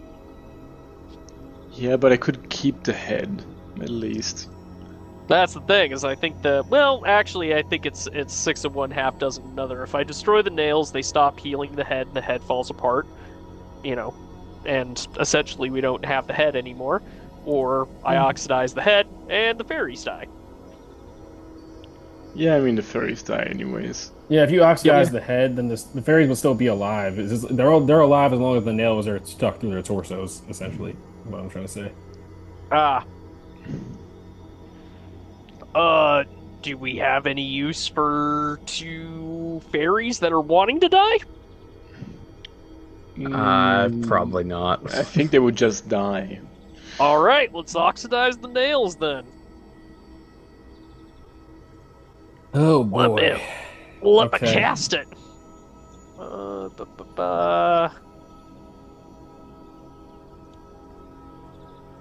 That passes. All right. You cast Oxidize on the nails. It ages by 34 years. Rust creeps along these iron nails, and eventually the sound of the cracking sound of like metal falling apart sounds off as the nails rust away and fall through. So now there's just these gaping holes in the Grig's chest. Blood instantly just like gushes from their chests and their backs. It leaks out almost kind of like a pale green sort of color. But they kind of like look at you guys and just say thank you as they pass away, and I hope you find rest. Their glow disappears. Dun-dun. 1 second. Immediately upon the nails rusting away, and the Griggs dying, you see the Silver Dryad's head begin to start decomposing. Kind of like the cheeks start to like wilt away into this like peeling like wood like plant like shape and everything. And upon that happening, the purple mist that has like these like glowing motes of like starlight floating throughout and everything instantly turns red, and the sound of infantile crying turns to the sound of like almost like childlike anger, that sort of thing. So I will give you guys 1 second. Yup. You guys will have 4 rounds to I'll put a little initiative tracker up there, but you guys will have 4 rounds to either hide, or if you want to try to run away, then that could be one thing. But for sure you guys start to hear the sounds of like not footsteps, but rapid sounds of something crawling this direction in the distance. Well, I don't think we're gonna make it very far with everybody. I think we're gonna have to fight. Is this the way that we were walking that we hear something crawling? I'd say it's like behind you guys. Oh, okay. That changes things. We start. Maybe we run. Yeah, we don't have the caravan on us. Also, no, we don't run, because there's flashbangs on the ground everywhere. Oh, that's right. You did say that. Be creative with it, yeah. Yeah, so we I walk would at say a brisk pace. There's plenty of like branches and places to hide if you wanted to. This is like up to you guys what you want to do, because you could also like Fendal said, you could climb if you wanted to, but I didn't know what I'm you gonna guys hide. were gonna do. Brother Anton, you can hide now too, because you got fancy boots. I do, actually. Everything's a DC 9 to hide. To move quietly, I guess. Yeah. Can I jump up to a near... Well, these don't prevent falling damage, so never mind. No, but it's just movement. It's straight up Right, movement. right. I was going to say I'm just going to jump up into a cluster of branches that were up in the air, but if I fall, I'm going to take a bunch of damage, so I'm not going to do that. Well, I'm going to be brave, and I'm just going to let you guys hide. I'll hide too, but if anything happens, I'll be the first to jump out. We'll I say was if I like was I had actually to you're hold an you're stealing action, my line. I was gonna be like, you guys go ahead.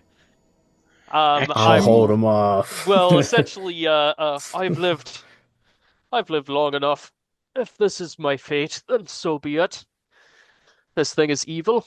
It has been destroying nature, and I plan to get vengeance for all the things that it's destroyed and hurt.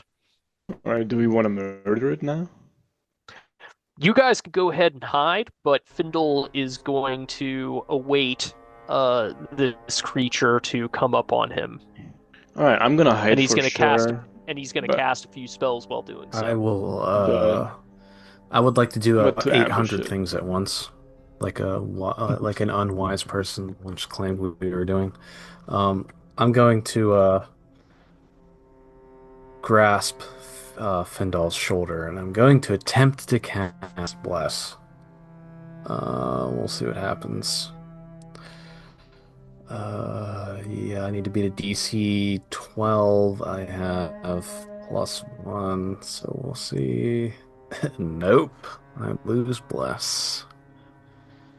Uh-oh. Okay. Yeah, Yep, I I'm in the touch your same shoulder boat. and I just tell you something mildly not arousing. What's the word?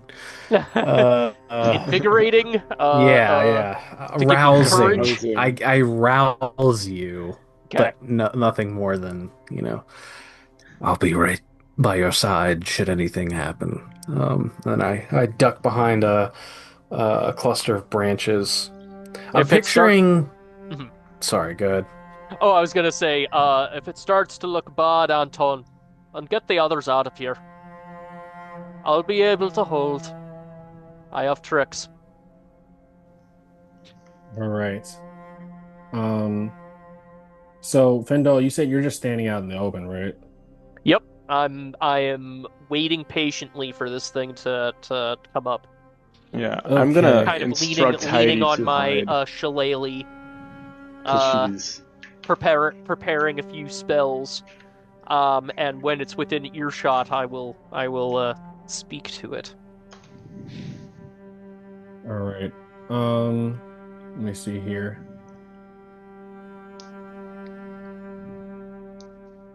Okay. So Heidi will hide along with you guys. Yeah. Eventually, the sound of rapid uh footsteps, I guess you could say, or the sound of like crawling gets Uh, closer. before the creature appears, I'm just gonna instruct everyone to close their eyes on my signal. Uh, keep going. Okay. Or my dad was texting me. I'm not ignoring what you're saying. Yeah. Yeah, so like Flindrikin gives the instruction and everything. As that happens, um almost like blindingly fast, Fendel, you see crawling in the area where you guys had walked in. You see the four-armed Fae, this trifold entity, like I described before, sagging skin, kind of like those dog breeds with like sagging skin and everything, hangs off of her gaunt frame.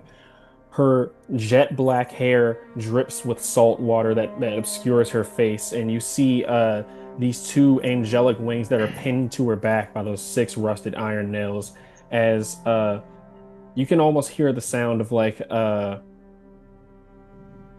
yeah, this infant like whimpering and crying as she sees you and like stops for a second, but immediately like looks past you and sees the dryad's head wilting away, and you hear like oh, can you guys hear me? Thing freezing Yeah. my Yeah. screen. Um, you guys hear like she whimpers and immediately like goes to like crawl past you. Um, if I'm kind of seeing her as that intention, uh, I say, the deed is already done. Come hither, ye tortured soul, so I shall put you past and out of your misery. It looks like she's crawling towards you. But it is time, Tooth Demon. She kind of bumps you to the side a little bit and instantly like leaps to cradle the silver dryad's head. Can I not let her do that? Yeah, you can do. Yeah, that's fine. Okay. Yes. At that point, I'm gonna cast Web on her. All right, so we're gonna go ahead and start initiative. Absolutely. If you get your turn first, then obviously then you It's cast the very web and all that Dark sort of Souls, stuff. where like the even the monster is like a sad thing. Exactly. So, remind me, we're doing D6 rolls. Yeah, we are doing a Okay, D6 for gotcha. initiative. Oh, I feel like that's way too loud. Hold up. Was it A or was four. is this a decent volume or is it too loud? That's decent. Seems fine. Maybe like a tad quieter. Okay. There we go. That's perfect. Okay. Cool. All right, so you guys got a 4 for initiative. Let me roll a D6. No. 5. It makes sense considering the how this is a very personal thing. She's very motivated. Um, there's not really going to be anything for her turn though, as all she does, she would be on this part of the map. Let me see. Holy shit. As you go to stop her, Findle, and you're about to cast your spell, you see she immediately just like shoulder checks you in the chest, and immediately is just going to use her action to just move double near to scoop up the decomposing silver dryad's head as she's just like whimpering into it. And it is you guys' turn.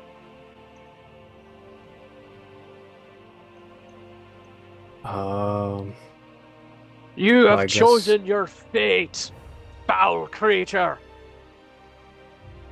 Back to the darkness with you. Oh man, natural. It's not 20? a nat 20, but yeah, it's a Dirty 20, yeah. So essentially, she is in the center of a near-sized sticky web, and she would have to make a strength check against a 20 to free itself. Yeah, that's hefty. That is a hefty DC 20. That's a tall order for sure. Yeah.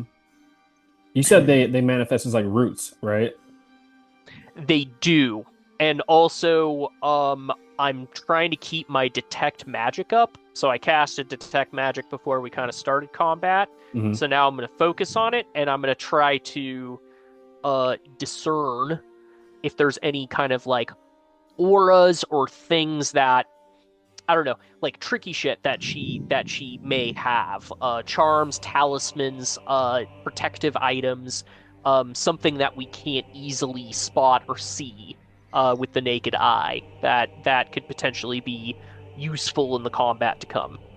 Well, I'll give you information with the detect magic that she has something that all trifold entities have, which is basically an aura that makes it so if you cast a spell casting within near of her is with disadvantage, and on a failed spell casting check, there's a d6 roll to see if something happens specifically. But Okay, her presence destabilizes like planar and arcane energies. Gotcha. So I have to cast spells outside of near, correct? Yeah. And if I fail, then I roll a d6, and then something bad happens, like a wild magic something. Yeah, something goes down. Okay, something goes down if I fail on the spell. Is it crit fail or just failures? Just failures. Cool. Well then, with that in mind, I'm gonna take a few steps back, so I am not within near. Yeah, she's double near distance away from you right now. She is? Dashed. Okay. And then I failed my detect magic focus check, so detect magic drops, and that's my turn. All right. What about? Yeah, I wasn't gonna make you guys make your rolls for the stealth, considering like just the situation she ran into. She wouldn't really be focused on her surroundings. I'm gonna summon my madcap on top of her. Okay, hold up. You want the stat block? Yeah, give me 1 second. I have the I have a madcap stat block that oh yeah, I sent it to you. I forgot. Yeah. Hold up. Trying to find the token that I had for it. It's stat block if you want it again. Uno memento.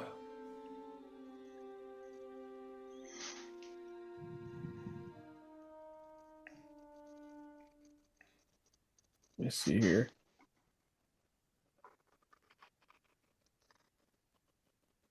Well, my turn's going to be pretty quick. I have a crossbow that I was going to use. Yeah, you can do your thing. I'm typing in the just filling out the stuff on the token real quick for Flindrikin summon a creature.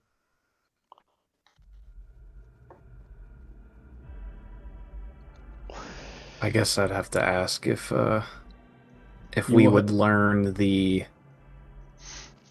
if we learn that if we cast spells with a near, then that happens.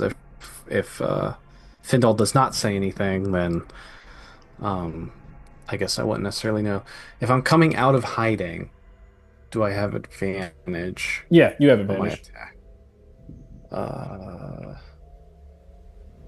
I'm about okay. to. I guess I see like the uh the grieving creature, and I feel a sense of sorrow for it. However, I feel that um, it is misguided in its ways, and it is cruel in some way, even if it doesn't intend to be. So I feel that it is my duty to put it down. So I step out of hiding with my crossbow, and I fire a shot for Right. 19 minus 1 would be 18 to hit.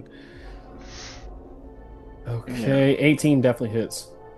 I assume my madcap also attacks. Yeah, I'm about to describe that turn, after. right? I was just letting them fire the crossbow real quick. Yeah, sure. Go ahead and I roll deal a damage. whopping 2 damage. 2 damage. That's What just does deal mundane -1 then? crossbow. Ooh, that's Oh. cool. Is that like a weirdling thing that you can like summon a creature? No, That's that's his just magic my item. staff. Ah, okay, gotcha. Okay, so Madcap. um abyssal sort of like black smoke uh emanates from the head of your staff, Flindrikin, and Uh-huh. it coalesces into I'm imagining you're summoning the madcap right next to the tooth Yeah. fairy. Yeah, definitely. So yeah, this Is this the copyright friendly version of a red cap, I'm assuming? no, this is the upgraded version of a madcap. I mean Red cap. red cap, I mean. To explain, Oh, yeah, so it looks just like a madcap as the a red abyssal cap. black smoke. I keep getting the fucking names mixed up. It looks just like a red cap as you see this gnome-like fae folk manifest from this abyssal black smoke, dressed in tattered trousers, oversized, kind of like large iron boots. But usually, red caps have their heads, their hats dipped into the blood of their victims. That's what turns it red. However, what a madcap is a red caps that's dipped their hat into demon ichor, like demon blood and stuff. So it has you see Interesting. this feral red cap that's just frothing at the mouth, these jagged teeth, with just this black cap on its head that covers most of its like face. And I will let you. I assume you're just going having it go balls to the wall on it, but what do you Yeah. want to have it do for its Yeah, turn? it's basically a fucking chihuahua frothing at its mouth. Uh, It can either make 2 cleaver attacks or it can do 1 rush attack. worst. Did you make this stat block? Yeah, I'm guessing. Oh yeah, this sounded like a S.O.C. original for sure. I made a red cap No, and no, I didn't I'm make doing the 2 cleaver attacks. I didn't make the concept of a madcap, but there wasn't any red cap or madcap stat blocks in Shadowdark, so I made 2 of those. I can send it after the session. A 19 and a 15. Does the 15 hit? I assume the 19 hits. 19 and the 15 hit. Wow. So I roll 2. She doesn't have super insane AC. Plus. With it being webbed, do we get advantage on anything like that? Or is that not part of the spell? No, it's not part of the spell, so I want Is the to. madcap webbed? Being No, the that he madcap isn't web. That's just something he summoned. That's like his magic items abilities. Once per day, you can summon a madcap Alright, for so she takes 6 some time. damage. doesn't the web do an area though? Oh yeah, I'll probably have that happen at the end of the turn though. Yeah, I think let me read the spell really quick, but I am pretty sure it is when they stop. You create in your size cube of sticky, dense It spiderweb within the doesn't spell's matter. range. A creature stuck in the web can't move and must succeed on a strength check versus your spell casting check to free itself. So how I would read that is if it basically ends its turn in the web, then bad shit happens. It doesn't matter because I summoned it just next to her immediately. Oh, well, Yeah, well, I'll just have it move out of the area afterwards and everything. Or I can say Flindrikin, you can direct it for the time being. So you can just again begrudgingly it will step out of the area after this if you command it. So No, I won't. oh, okay, all right, yeah. I want it to be next to her. I summoned it on top of her basically. Yeah, it's yeah, more they're than both in the happy. web, and that's fine. It's more than Yeah. happy. This thing is just maniacally kind of like Yeah. chuckling to itself as it takes its sickle blade in its hand and is just cutting into this thing. Yeah, basically. This poor creature, this poor defenseless creature. Yeah, give it what it wants. We're just Die. putting an end to it, giving it the end it needed. All right, and Heidi will just fire a crossbow bolt at It this looks like trifold a entity. Heidi, use your ring. Heidi, looks like a use your ring. sewer centipede from Dark Souls 3, which is really Let me see something real creepy. quick. Once per day. Okay, yeah, she will enter a rage with the ring that you gave her, and think about it. The sound of like this like hyena like barking and laughing sounds off from her ring as you guys kind of hear her hyperventilating a little bit just from how angry she's being flooded with anger and rage and stuff. So she will fire at this let me see. 17 hits, so that is 6 damage, deals double damage as something about just like the bloodlust that she's flooded with gives her focus. -6. You guys are kind of fucking her up a little bit. That's the goal. That's the goal. All right. I think that is everybody's turn, right? Yes. Yeah. All right, so we're gonna go re-roll initiative. We're at the top of round 2. All right, who wants to do next? I got a 1, so you just have to get above 1. All right. 2. There we go. Bam. Gotta Easy get rid of peasy. my bad rolls here. Yep. Nice. Round 2. I was just adding something to turn over so I know what round it is. So yeah, you guys go first. All right. Let me Well, check. I see everybody, unloading on it, and I just begrudgingly pull another bolt out, load my crossbow. I'm gonna aim and fire. And did you say, do we get advantage if it's held in the web or no? Not from the web, no. Okay, so I'm probably gonna miss most of my shots. Well, that 15, I think that hits, right? 15 hits, yeah. Her AC is 14. 5 more damage as I fire into it again, and then I sacrifice my movement to load it. Yeah. 2 crossbow bolts. This thing is just mad with the sound of like infantile crying and everything. Like it's honestly extremely disturbing to hear this thing. Like it's like a mixture. It almost has like a Is this bestial. the source of the crying? Yeah. But this is her forest, so as like a fae, like their environments are connected to them specifically. So like it reflects her emotions and stuff. But Yeah. yeah, there's like a bestial sort of like roar that's like underneath the infantile crying sound. And she's just like thrashing around inside of these roots that are tangling her. Oh man. Alright. Findle moves up, and as he does, he's looking at her and being like, "It is time for you to go back into the dirt, dust to dust," as he starts turning into a treant. Oh my god. Oh, holy shit. No! He doesn't turn into a tree, and he's like, "This dumb spell will never work," and he'll just stay like right on the outside of it, and yeah, there goes that cool moment. Oh, He no. will regain that spell, thankfully, from the uh robe of the druid. So I'm gonna use one of my regain ability to cast one lost spell. I get that twice a day, so That's OP. Why would you add that, Jonathan? exactly. It certainly won't be useful in the future at all. No, it's all right. Certainly wouldn't be useful. Let's just think about whenever he gets like a tier 5 spell, and then he just reuse the tier 5 spell after he fails. He Yep. just casts Wish twice. Yeah. Yeah. Flindrikin is funny because he can do melee attacks from a distance. Heck yeah.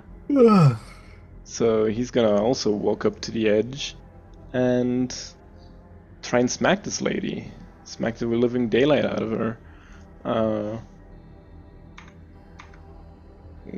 Slash roll 1d20 plus this amount. That's 17. 17 hits. God damn, you guys are giving her the business. Did it take a turn yet? Well, its only turn that it Its had turn so was far to grab its was mother's to head. grab his mother's head. I was just playing Yep. in character with what it would do. Its first concern is And he will deal 4 damage. This is how I feel when I run boss fights. Well, this I is the brutal guess- nature of action economy. We have what, Yeah. 4, 5 actions versus her 1. So this Mhm. is how it kind of always goes down on one-on-one monsters, unless they are like super outclassing you. That's where you Yeah. have to add where the monster takes 1 turn after every player's turn. Yep. So the more Or players there are, minions.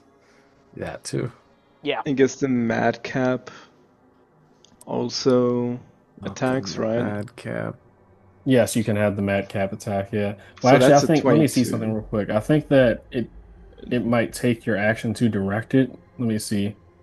I can't remember just off the top of my head because there's obviously I make a lot of stuff. It doesn't say on the staff, at least. Do you Yeah, have that's what I this- said. Yeah, once per day you summon a madcap for 10 rounds that you can direct by using an action.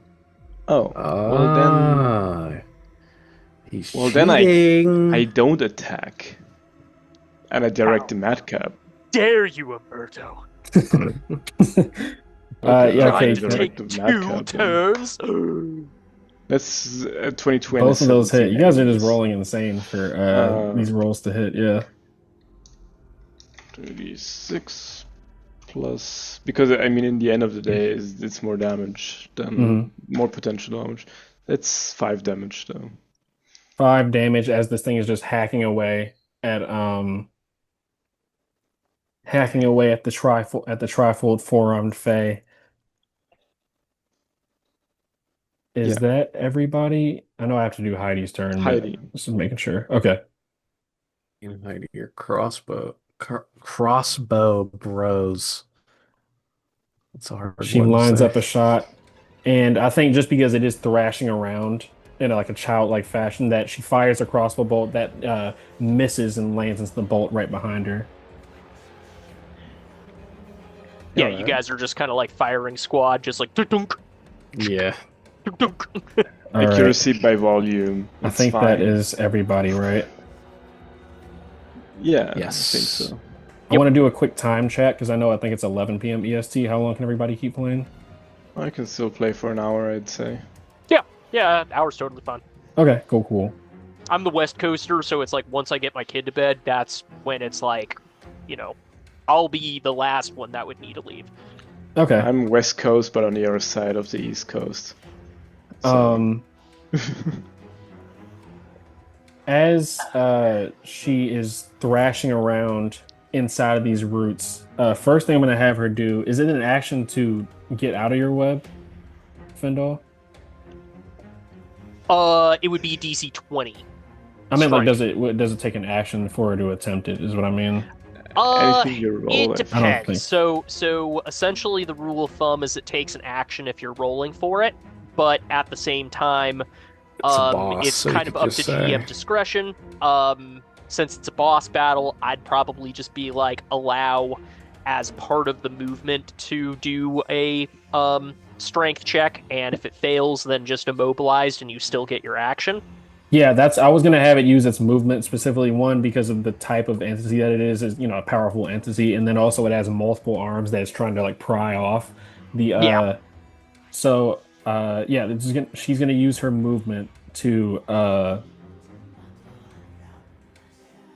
let me see something real quick. because it's kind of like the same idea being like, if you're using your movement to like run and jump over a chasm and you do the strength check or whatever to jump that 15-foot distance, Hmm. I probably wouldn't. I'd be like, yeah, that's just a part of your movement. But the And I'm gonna normal have her rule of make thumb is if you're rolling a die, that's your action. 20 plus 2. So she doesn't succeed at the strength check. She's trying to pry away at these grasping roots, but they just coil tighter around her body. She's gonna use her action. She Consume grabs. yourself into the earth. As like Findle's voice is like super deepening. You Yeah. see, she grabs a section of the roots that you have like binding her and everything, rips off the small section with one of her arms, and you see she shoves it past the hair that's obscuring her face. And you can hear her chewing the bark in her mouth before she vomits it out on the ground. And you see it start to coalesce and writhe before forming into the shape of a treant. Wow. You see this silver colored treant made out of this like wet, almost like flesh like bark stand before you, and that's her action to create the treant. Cool. The treant is also in the web, so yeah. All right. Let me see here. That's 2020 plus 4.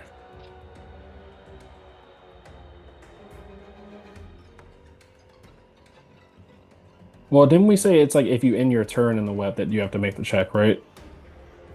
You basically start your turn in the web. So it's like you would have to continue making, because if that were the case, she would have been able to move and then roll a strength check if she was still in the web. Like he's Well, no, that's essentially like the starting his turn in the web.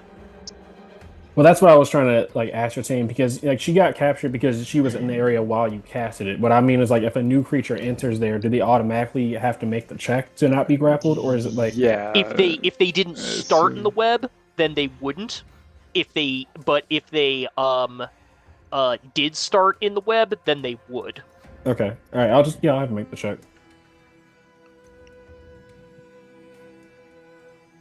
Close. Yeah. Web is cracked, bro. And it is. It's a good spell.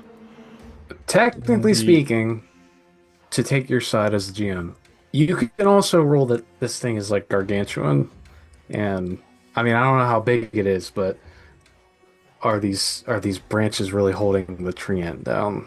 That's I mean, it is the really up size to of a you tree. to That's what I'm trying to logically decide. I think logically it wouldn't make sense, but that's up to you. Like it's like, would you cast a web spell? Would it be able to hold a Tarask down? Probably not. But you could even give it advantage too if you just wanted to. Yeah, Yeah, that's probably. I'll concede and give it advantage if that's cool. It's just I'm just imagining no. it's a That makes sense. giant-sized creature. Yeah, like you like on a pure like game design perspective, you never want to like make players' abilities like trivial, being like, oh, that just doesn't work. Or at least try to avoid it. But with common sense stuff like this, it's like, dude, this thing is like the size of a whale. It's like, yeah, it's gonna get advantage. I would say like Right. an ooze wouldn't be affected by this spell Exactly. or something. So it does fail the check to get out of it because I think you already had a high check that it has to oppose anyway for a DC 20. It was a very high check, so. All right, yeah. So the roots kind of coil around its legs and everything, so it's not able to. It's kind of like trying to pull its legs out and stuff, but it is not able to get out. So it's going to just use. It's going to grab a section of like earth, like a large rock on the ground, and we'll throw it at Findal. me see here. Is +8.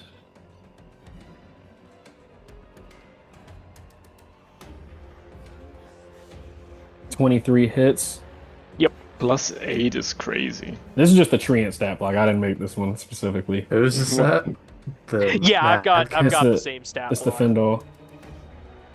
That's fucked up. It's 15 damage. As it throws a giant. I think you got that wrong. It's 2d6. Hmm? The treant stat block, unless you have a different one, it's 2d6, not 2d12. I'm looking in the Shadowdark book right now. It says 2d12. Weird. I'm seeing 1 rock far +8, 2d6, and then 2 slams +8, 1d12 each.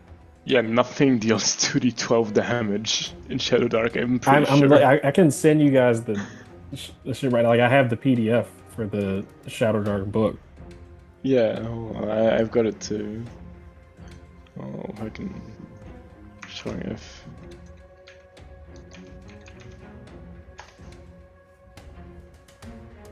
And the only reason I'm like saying this is because I literally have. Yeah, it does. It does say it in the book.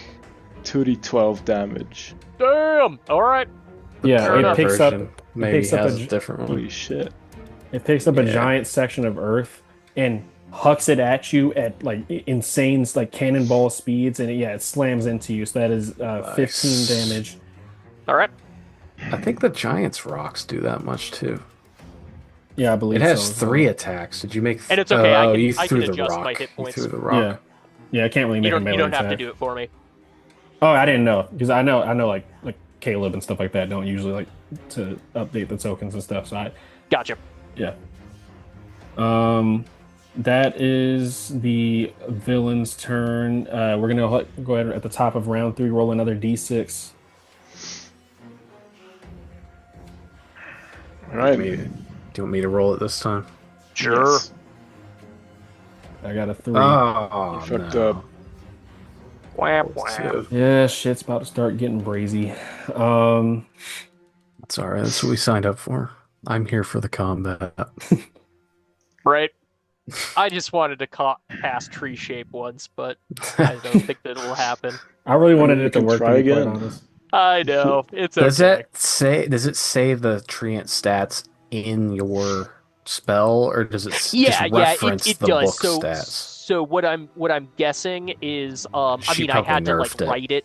I can pop a picture real quick because I've got the PDF for it. Well, Jonathan screenshotted it. I just posted this clipping. Oh, I'm it. talking about the spell itself. Oh, so right, my right. guess is that Kelsey, because that 2d12 She is nerfed it crazy. for sure. Yeah. I'm guessing she toned that shit down.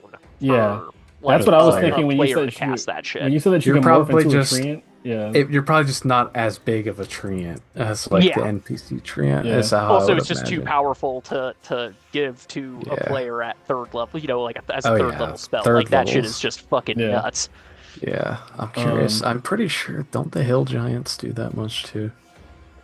All right. So I'm gonna have the Tooth Fairy make her strength check first. Oh no, he's gonna start rolling 20s.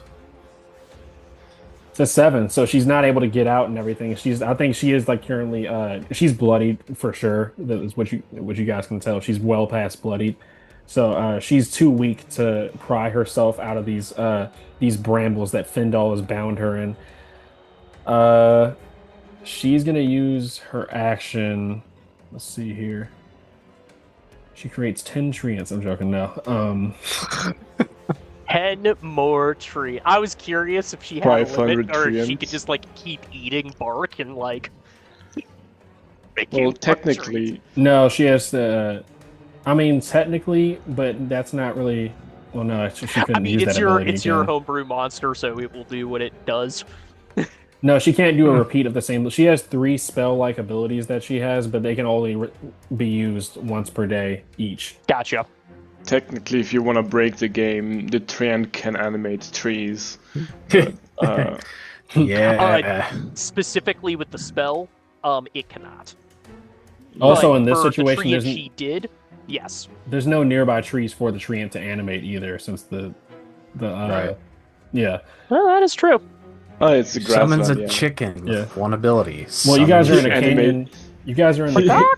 you guys are in a canyon that's made of where the walls are made of a dead tree. So it's like there's nothing that it can use to even create more treants in the first place. He's a necromantic tree and animates the dead tree. Yeah, but so she's gonna the use her entire cliff. action. Let me see here. You're gonna. That was the running joke with my old DM, the very first DM I ever had. He was like, "Yeah, just fuck around and start pissing off everybody in the town. They'll have the chickens come out, and every chicken has one ability: summon chicken." She raises And one. it's just infinite chickens. She raises her hand, and you guys see the crystal motes of starlight in the ground all rise up in the air. I'm gonna need a Constitution check from everybody. Constitution. I have a +3. I'll fail the rolls I'm good at though, because that's how it works. Oh, I have a 19. Sorry, it was a con check. Yeah. Yes. Yeah. Copy I that. succeed unless the DC is 20.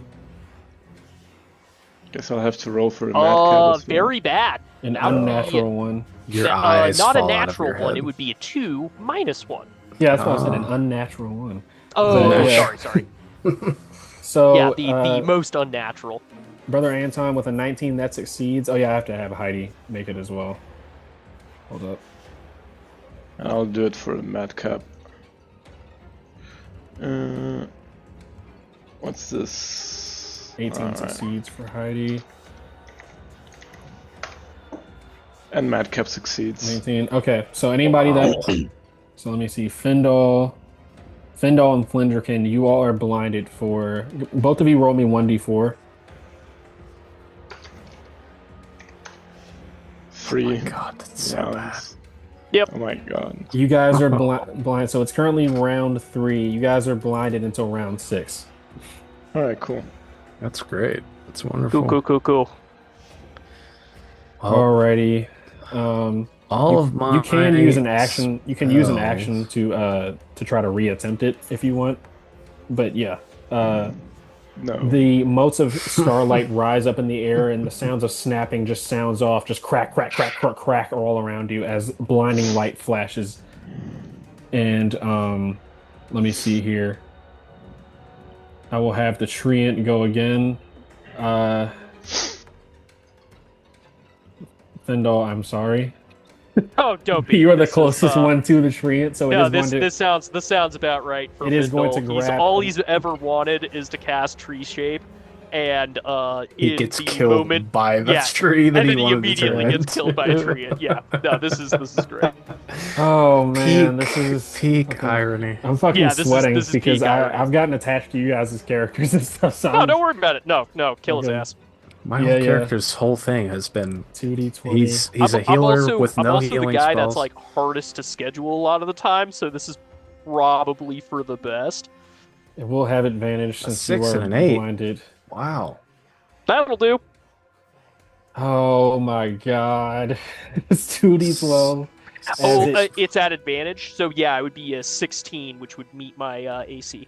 16. Yeah, that's why I was lamenting. I thought it's 22 damage for a second there. You know, no, it's not 22 damage. No, it just had advantage because he's Are you blinded. doing just the carryover damage, just negative con until he hits 0? That's how I do it. I have a specific to Omega one-shot somebody. Yeah, he's got his own like homebrew death thing. I just can't remember it off the top of my head. Yeah, I have to pull it up in a second. Yeah. It will be relevant very soon. Yep.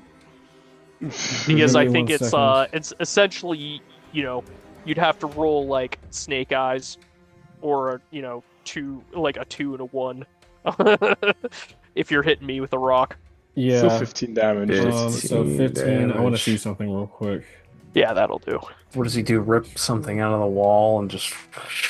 I think that outright kills me if it's because I have 9 constitution, so it's like if you are doing the rollover, then that would outright kill me. Okay, so I'll post it real quick. Now, does the logic? We don't know if the logic applies where if we kill her, then the treant dies. There's no way to know. Yeah, so There's no as way it to picks know. up this large section of the ground, section of earth that it's clumped together, it tosses it at you and it slams into you, Fendel. That is, like I said, it's 15 damage. So the way I have the dying condition, I'm gonna change it as it comes up, whether it works or not. But the way I have it, when you fall to 0, you're under the dying condition. You have 1d4 plus your Constitution modifier, your number of rounds until you die, just Actually, it like doesn't matter. I'm dead. It dealt 15 damage. My max HP is 15. The only reason I had 19 to begin with was because of the little Fey shenanigans. God, So yeah, Findle's dead. oh yeah, that's Findle. true. Yeah. Yep. So Burr! Findle! How what do I is rotate? Fendel's last thought as this large boulder slams into him? I didn't know what the fuck was going on. And then pass out. You guys you guys just hear a sickening splat sound as those of you that can still see underneath the boulder, Findle is just been smashed to pieces. His flesh is, there's an eye just sitting on the ground and everything. There's like his hand is like flowing off to the side and everything. It's just gore underneath this boulder. And that is Oh, you guys' man. turn. Okay. Well, I am blind, so I'm just gonna instruct the madcap to fight.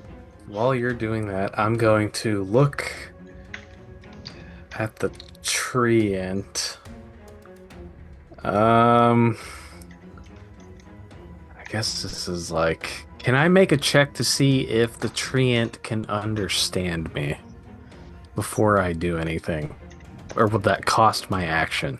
No, it wouldn't cost an action. Also, I won't make you make a check. Or I'll to ask really see Burp. if you- I'll ask Burp if he knows if the treant can understand common. He would nod with a bit of a bewildered expression, looking at this tooth fairy. Okay. Well, Would it speak primordial? I'm going to attempt to, as I see Findle, the only other old man on the team besides me, get splattered by a rock. I'm going to, like, his eyes get wide and like he starts to like hear his heartbeat in his head, and then he points towards the tooth fairy, looking at the treant, and he shouts, "Kill!" as loud as he can, till his vocal cords start bleeding.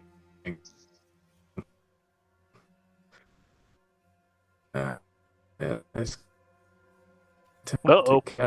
Oh wait, is that me lagging or is that DC 13? I'm guessing that's Anthony. Uh-oh. Anthony? I'm hearing that you're casting a spell, but it cut out. It started lagging after you said kill. Holy shit, nat 20. Can you hear me now? Yeah. That's my Wi-Fi. For whatever reason, the connection fluctuates. You can hear me right now, though. Yeah. Yeah. I'm casting command. I'm pointing at the tooth fairy and I'm looking at the treant and I shout "kill" as loud as I can, to the point that like my vocal cords like fry.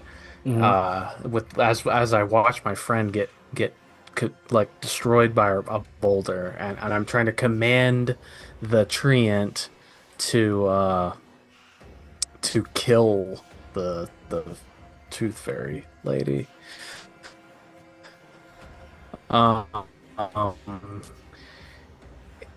This is up to you to decide. It says if the command is directly harmful, the creature rolls charisma versus my spellcasting check as the DC. You got a nat to 20 avoid this with spell. that. So I think that it for sure is commanded by you. It's going to do what you say for the next for its next thing. And that's far. That's a range of far. So I guess I would like for flavor and to also not have to cast this at disadvantage.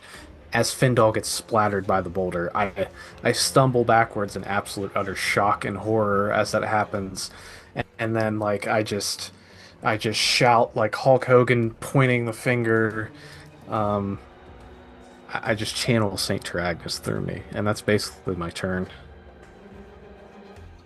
I have to focus on this every turn, though, so...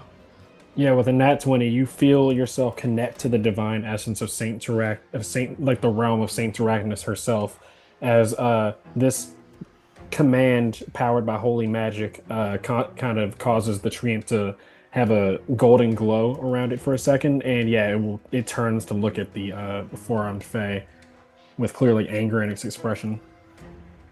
Does web is web a duration or was it focus? I believe it was a duration, right? Am I tripping? Let me look. It's an Ian question. I think he's raging right now. He's breaking everything. Huh? He Sorry, ripped what's the mic up? out of the wall. We were asking how long web lasts for, if it was focus. Oh, web. It lasts for I think 10 rounds. I accidentally Holy shit. I exited out of roll 20, so I'd have to double check. It's 5 rounds. Five rounds. So it's until Yeah. round Okay. 6 that this Yeah. it like lasts and everything. Okay. All right. Time to lag again, It's apparently. right Yeah, you next started- to her, though, so I'm assuming it can attack her. Yeah, it can attack shoot. her. You started lagging, but I got the vibe of what you were saying. Yeah, it can still attack Yeah, her. yeah. Let me... It can attack her with melee attacks too, which is gonna be hefty. Even worse. I disconnected and I reconnected to the Wi-Fi to see if that would fix it. All right. Hopefully. Flindrikin, that is all you. Yeah, Yeah, my 5 rounds. madcap missed, I believe. Does a 13 hit? 13 doesn't hit, no. Yeah, all right. I think it has 2 attacks, or did you use a rush? No, but the other one was a 6, so... Or a 9, I guess. A 9. Oh yeah, so a 9 and a 13 don't hit. It's 8. The Tooth Fairy's AC is 14. Yeah. So yeah, Alright, it's not cool. able to hit as more of the branches start coiling around its body. It's just still maniacally cackling, and everything is just filled with bloodlust, but it's not able to hit. And that is Heidi. Let me see. What did Heidi succeeded, so she's not blinded. She is going to run over upon seeing Findal. She admires you guys, so she's like, you can see her, you can hear her shriek. Like she's like, no, and she'll run over, and He never got to cast it! yeah, this is honestly very tragic though. So yeah, No, that's what Nice. Yeah. as Heidi, I will just say, as Heidi's representative, that's what she yells. You can play It was Heidi. the only thing. But yeah, you can use Heidi's stat block if you want to. No, I mean, no, it's just a regular no, guard. It's okay. Yeah. I'm fucking Okay. around. Yeah, so she misses. I think tears, clouding her vision, so that the crossbow bolt sails past. And that is, I believe, everything. I guess I can have Burp go. I think Findal's death would spark him into action. Oh yeah, I forgot about old burpy boy. He mostly acts as like a healer since he's not like a melee combatant. That's like not the Grig's stat blocks. Well, that specialty. could have been useful last round, Burp. I don't even know if Can't- his... I can't remember. He can only everything. heal, what, 1d4? I don't think I would have even saved you. Actually, it would have because I was tied. So even if he Oh, would have done well, one maybe hit point, it roll- would have saved me. Oh, well then you're still alive then. Well, that's the thing is he didn't act That's Yeah. only because in between Jonathan the forgot, rounds. So like essentially it was like Oh, tail so end. it's Jonathan's fault. So, No. so essentially, Yeah, like yeah, the tree was spawned. The tree immediately acted, hit me with a big boulder, down to Mhm. 4 hit points, and then it was the beginning of the next turn because we weren't able to win the initiative. Oh, that's Hits right. me with Yeah, another boulder, wipes me out, and since it did 15 damage, which was equal to my like max HP, You then- exploded. yeah. Fair enough. Rip. But Welcome to even with Shadowdark one hit moment. point, I think it would have shifted that, but I may be mistaken. Yeah, it is. This is just one of those tough situations. This is where, like, the price of the moral. You did the morally right thing by Oh, sparing. don't the worry about it. Griggs, Like this but, is I just fucking want to make sure that I'm Shadowdark. not, And we'll Like we'll shit's blame it on shit everybody fast. else who doesn't show up for games. I think that's the best way to Yeah. do this. Yeah, that's everyone The else's Grig. fault. So let me see. So one target within farce of the two effects of the Grig's choice. He's going to target the Tooth Fairy. Uh, I imagine he has like a harp and everything. So you see, he plays the harp with like a sorrowful tune, and the magic kind of radiates outwards. The Tooth Fairy will take 4 damage, as you can really see the sound waves imbued with blue energy like enter her ears, and it like she shrieks in pain as like blood starts to come out of her ears. And target's and then her next attack roll or ability check will be reduced by 1d4, so it'll be even harder for her to get out of the roots that Findal made. And Nice. that is everybody's turn. We're going to start initiative again with another d6 roll. All right. I got a 3. I'm gonna roll. It's a 5. 5. We act. Wait, is it us? Oh no. Wait, I feel like the What? treant didn't go yet. Did we win last time? It did. It did. Yeah, it did. That was what killed Findal, because I'm pretty sure I went first last time, if I'm not mistaken. Yeah. Yes, you did. You went first last time. Oh, that's bad for us, because now I have to do a check to see if command stays up, and it didn't get to go yet. Well, doesn't it Treant stay? didn't go Doesn't yet. it stay? Doesn't it stay though until it carries out the command next turn? It obeys for the focus duration. I feel like it would be a dick move to say that. Oh no, you failed the focus check, so no, it's actually not gonna do. No, it's gonna do the thing. You rolled a nat 20 for the fucking command Right. spell, so It does double one numerical thing. For I don't know. There's no way to double. There's no numerical value for this spell, though. I guess. Well, I'll make my focus check just to see if it stays up. It just past does a its critical next turn. attack. yeah. Which it stays up. So I'm still focusing. As I guess as I'm focusing, I just like wearily stumble around to get a better view on her, and I'm going to attempt to fire my crossbow again. That misses that time. Yeah, 13 Well, misses. I'm gonna command the madcap to attack. Obviously, because I can't see. He's my seeing eye madcap. There you go. It's a 15 and a 20. 15 Not the and a nat 20. 20 though. Go ahead and roll damage. That might do it. Damn. 36 plus 2. That's 6 damage. 6 damage. She's literally on the cusp of death. Oh god. As it's literally just like going ballistic with like glee as it's just like hacking into the Tooth Fairy with its sickle cleaver. Quick, show it the mirror so we could spawn more enemies. I was keeping that in the back of my hand. Let me That's my see ace in here. the hole. Heidi is just gonna fire a crossbow bolt. 13 just barely misses. She's still very emotional with the whole situation. Long jaunts. Honestly, I kind of doubt that I might need to carry this on any further, as it's going to be the treant's next turn, and it has 3 attacks with a +8 to hit. Let's just roll them just to see what happens. Yeah, I'm only saying that because why I'm not having the Grig do his thing yet, just because I'm pretty sure the treant's going to finish the job. Let's roll 3d20 +8.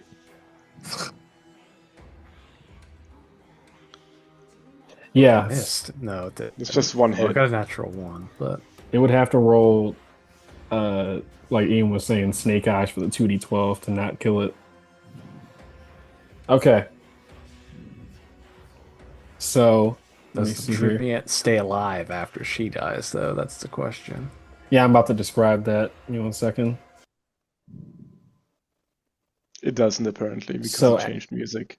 At the close of this fight, you guys were just wailing on the Tooth Fairy as it's bleeding and all that sort of stuff, just like covered in wounds. The final section of it is the treant kind of turning and looking at the silver-colored dryad. And I feel like with your kind of like celestial magic, I feel like the essence of Saint Tyrannus and the essence of justice fills this treant as it will like mutter the whatever the celestial word is for justice, as it's almost like kind of like possessed, as you know, you imbued the divine magic into it. So some sort of divine entity from beyond possesses this treant momentarily and condemns this corrupted creature, and it will raise its wooden fist and bring it down just multiple times. And it's like it's almost like looking at, you know, like how spiders are after they die, where their body's kind of like rigid and everything. It's like that, like multiple limbs are just kind of like bent and broken at different directions. It's just oozing with blood, and the rusted iron nails that were driven through its wings have fully driven through its chest now. So it's almost, I think, a little bit poetic that Tooth Fairy enslaved the Griggs by stabbing nails through their chest. It dies as its nails are impaled through its chest. Yeah. Nice. Cool.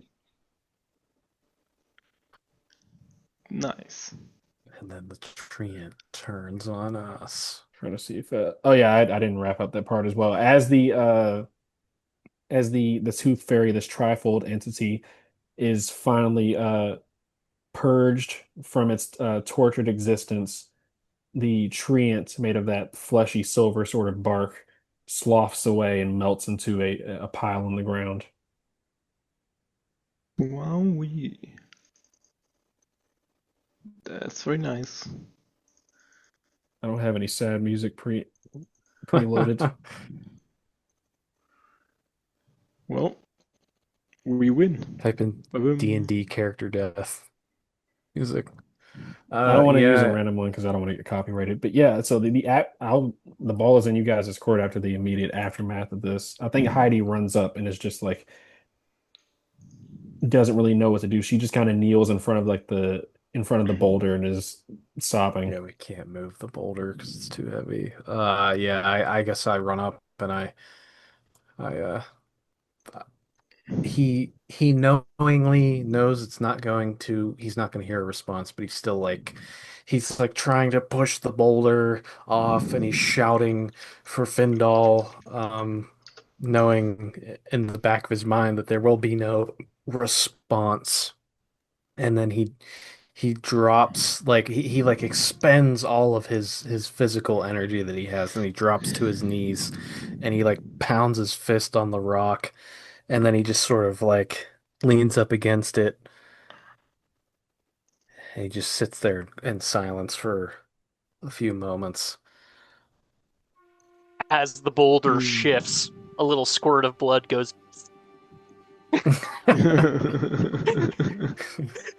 as everybody goes running up to the madcap token, instead failing to realize that Findle is a different old man.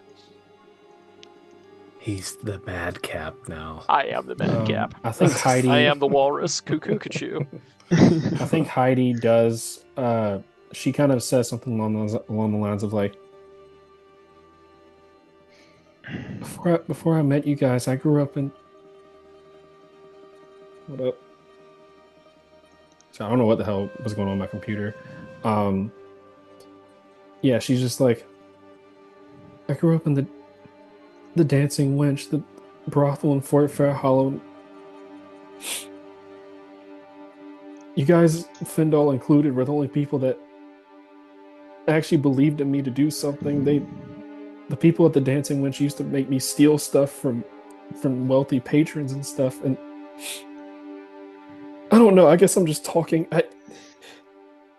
I just can't believe this. She just kind of breaks down in tears. He died as a warrior and a hero. He drew their ire long enough for us to deal the killing blow. he found his purpose in the end. And though he may not have been a follower of the gods, I hope that wherever his soul may be, that they have found him. And then he takes, I don't, is Findle's body completely under the rock? Like there's Yeah, I nothing would say that protruding? he's like Okay, with the so exception of maybe some like bits and pieces of him that were like splattered and stuff like that well, throughout and I don't stuff. take Yeah, I was those. I crushed don't by a grab massive boulder. those. Yeah, I was gonna say if like his hand was sticking out with like a staff or something that he had.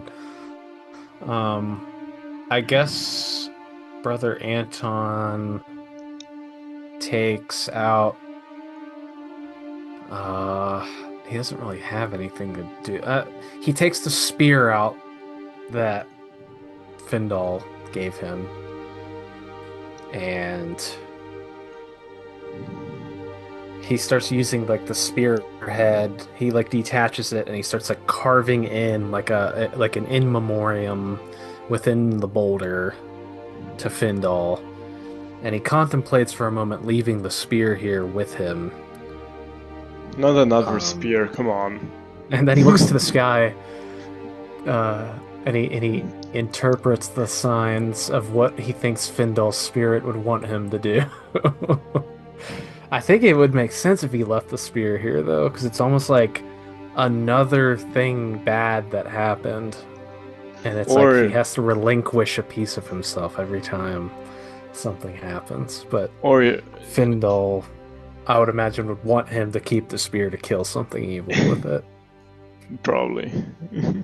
That's why I'm looking to the sky. What would Ian think as Findle, spirit of Findle? What vibes do you imbibe onto Brother Anton from the great beyond as he I think Findle would have wanted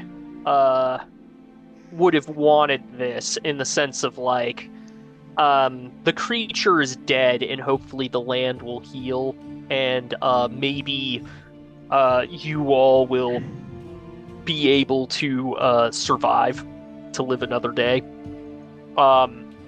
He was ready to perish well before he even started this mission in the first place back at Fort Fairhollow. He was more or less a wandering hermit. He knew his days were drawing near. And he was looking for some community before he passed, and he found that, and yes, he had the most ironic death ever, but he still sad. Yeah, he was still doing what he wanted in the end. It was worthwhile. It does come full circle with the way that Findle died, because he was trying to, I imagine, I don't know if I asked specifically about like how he feels about this place, because I know you were like purifying the Black Opal Temple because it was like corrupting the Oracle root trees surrounding the area, but he spent a lot of time in this corrupted Feywild trying to purify the land, and you died fighting the one of the entities that's a result of like what caused this corruption. So I think it's kind of poetic in a sense. Yeah. That's essentially, I mean, given it's only like one of the trifold creatures, so it doesn't like actually heal it, but he did some good. Yeah, essentially. It was a bastardization of like the divine and stuff. He was a very old elf, so he wasn't really long for this world anyways. Yeah, Flindrikin would have even knelt down, and he would have said basically something along the lines of, well, this is nature, and I guess time must have caught up with him. Yes, I believe in the survival of the fittest. And I respect him because he survived for a very long time. But this is the time where he didn't. Don't worry. The funny thing too is, sorry, go for it. Yeah, don't worry. I will not let your sacrifice be in vain. As he puts a hand on the boulder, and the Trent's corpse is still around, I assume.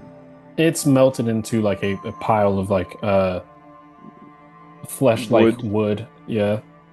Alright, then he would basically make the rock, like he would basically build like a funeral pyre around the rock and set it on fire. Yeah, I was thinking about doing something like that. I was thinking about burning the whole tree. The whole tree? With the creature's corpse in it and everything. Just lighting it on fire. Yeah, I mean, I've got some oil on me. Let's burn this fucking place to the ground. Yeah, yeah, I feel like the tree's tied into the creature as well, so... Fuck it. Yeah, we set this kind of used for evil in a weird way. Well, evil to the mortals evil, but to the Fae it's not. But yeah, it was just preserving its mother's house, a former house, essentially. Is like that kind of like paired things together. The Silver Dryad had a silver tree. It was, raided by the Midnight Matron and all that sort of stuff. So yeah, I mean, you would be kind of like... The thing that'll be left here is this boulder in the ashes, which is Findal's resting place, which I think will be cool. Just narratively and like for a visual representation, I think that would be really cool. A good send-off for his character. Like as we're just walking away, like the camera pans out to the flames burning. This is kind of the idea I had. I just posted in Discord. Yeah, that would be cool. Something like that. Yeah, I guess I say yes. Spread the oil around. Burn this place. As you burn a big ass tree. As you begin to, it's not that hard to, get it going either, because it is like on both sides, like of this quote unquote canyon are the remains of the tree. So you start burning it, and I think Burp walks over. He kind of hops over to the corpses of the Griggs, and he's like looking back and forth at you guys and then the bodies. It doesn't look like he feels much in terms of like, feeling sad about the death and stuff. But based upon what you hear him muttering, probably the first like mortal sense of ethics that you've gotten from him is that he feels bad about the fact that he doesn't feel sad like you guys do. It almost feels like in a face sense, he cares about obviously the moment and like resonating with the emotions in the present area, but he's lamenting the fact that he can't resonate with what you guys are feeling right now. Like he did Findal's death and stuff like that, and the Grig's death doesn't really concern him personally, but that makes him upset, if that makes sense. I don't know who you guys are. Flindrikin isn't sad, but he appreciates the moment. Yeah, so I think the Grig picks up, or Burt picks up the bodies of the Griggs, and as you guys light the canyon on fire, he'll toss their bodies into the flames. All right, that's cool. He kind of looks up at you guys and is like, "Is this how I'm supposed to do it?" I kind of just do like a one single nod as he does that, and then I guess with Heidi or whatever, I kind of help her up, and then we just start walking away as the tree's burning. Oh yeah. Also, I walk up to Heidi. Heidi, you have proven yourself useful. And he stretches out his hand and says, "You don't need that helmet anymore. Look at the people around you and let them look at you as who you are. Because today you're not Heidi the criminal. You're Heidi the warrior."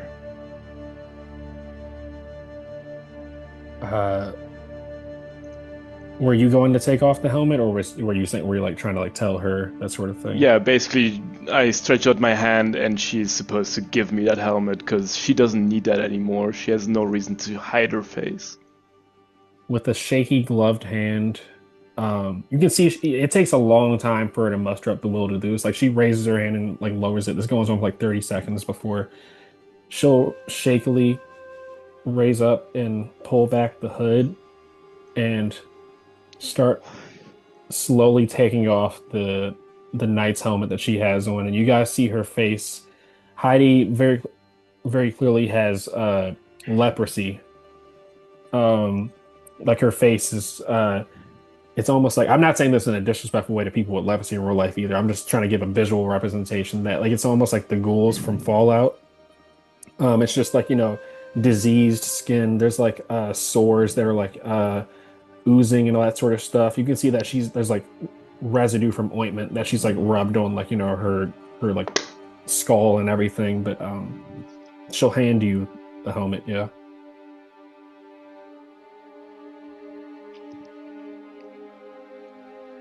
And Flindrikin will pull down his hood. And under the hood is literally just this, well, mostly faceless halfling. The head has the shape of a halfling head, but halfling head. But it's literally just like this gray color with white eyes without pupils, no hair, no obvious ears or nose, just a shape and two holes. And he's got this mouth that is almost drawn on. There's like no real lips, it's flat. And he just smiles ear to ear.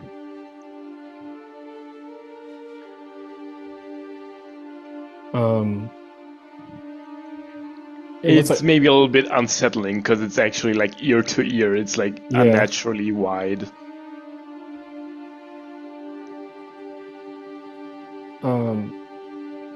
She kind of looks at you and is like,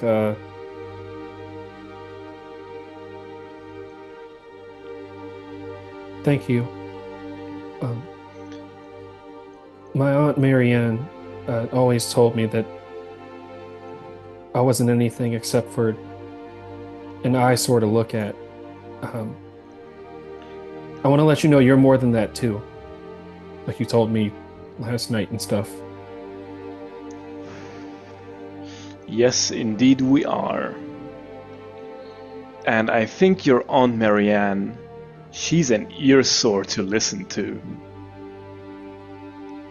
She does smoke a lot, so she sounds really bad. No, that was not what I meant, but I'll take it. This is one of the few moments where Flindrikin is actually like smiling because he thinks something's funny.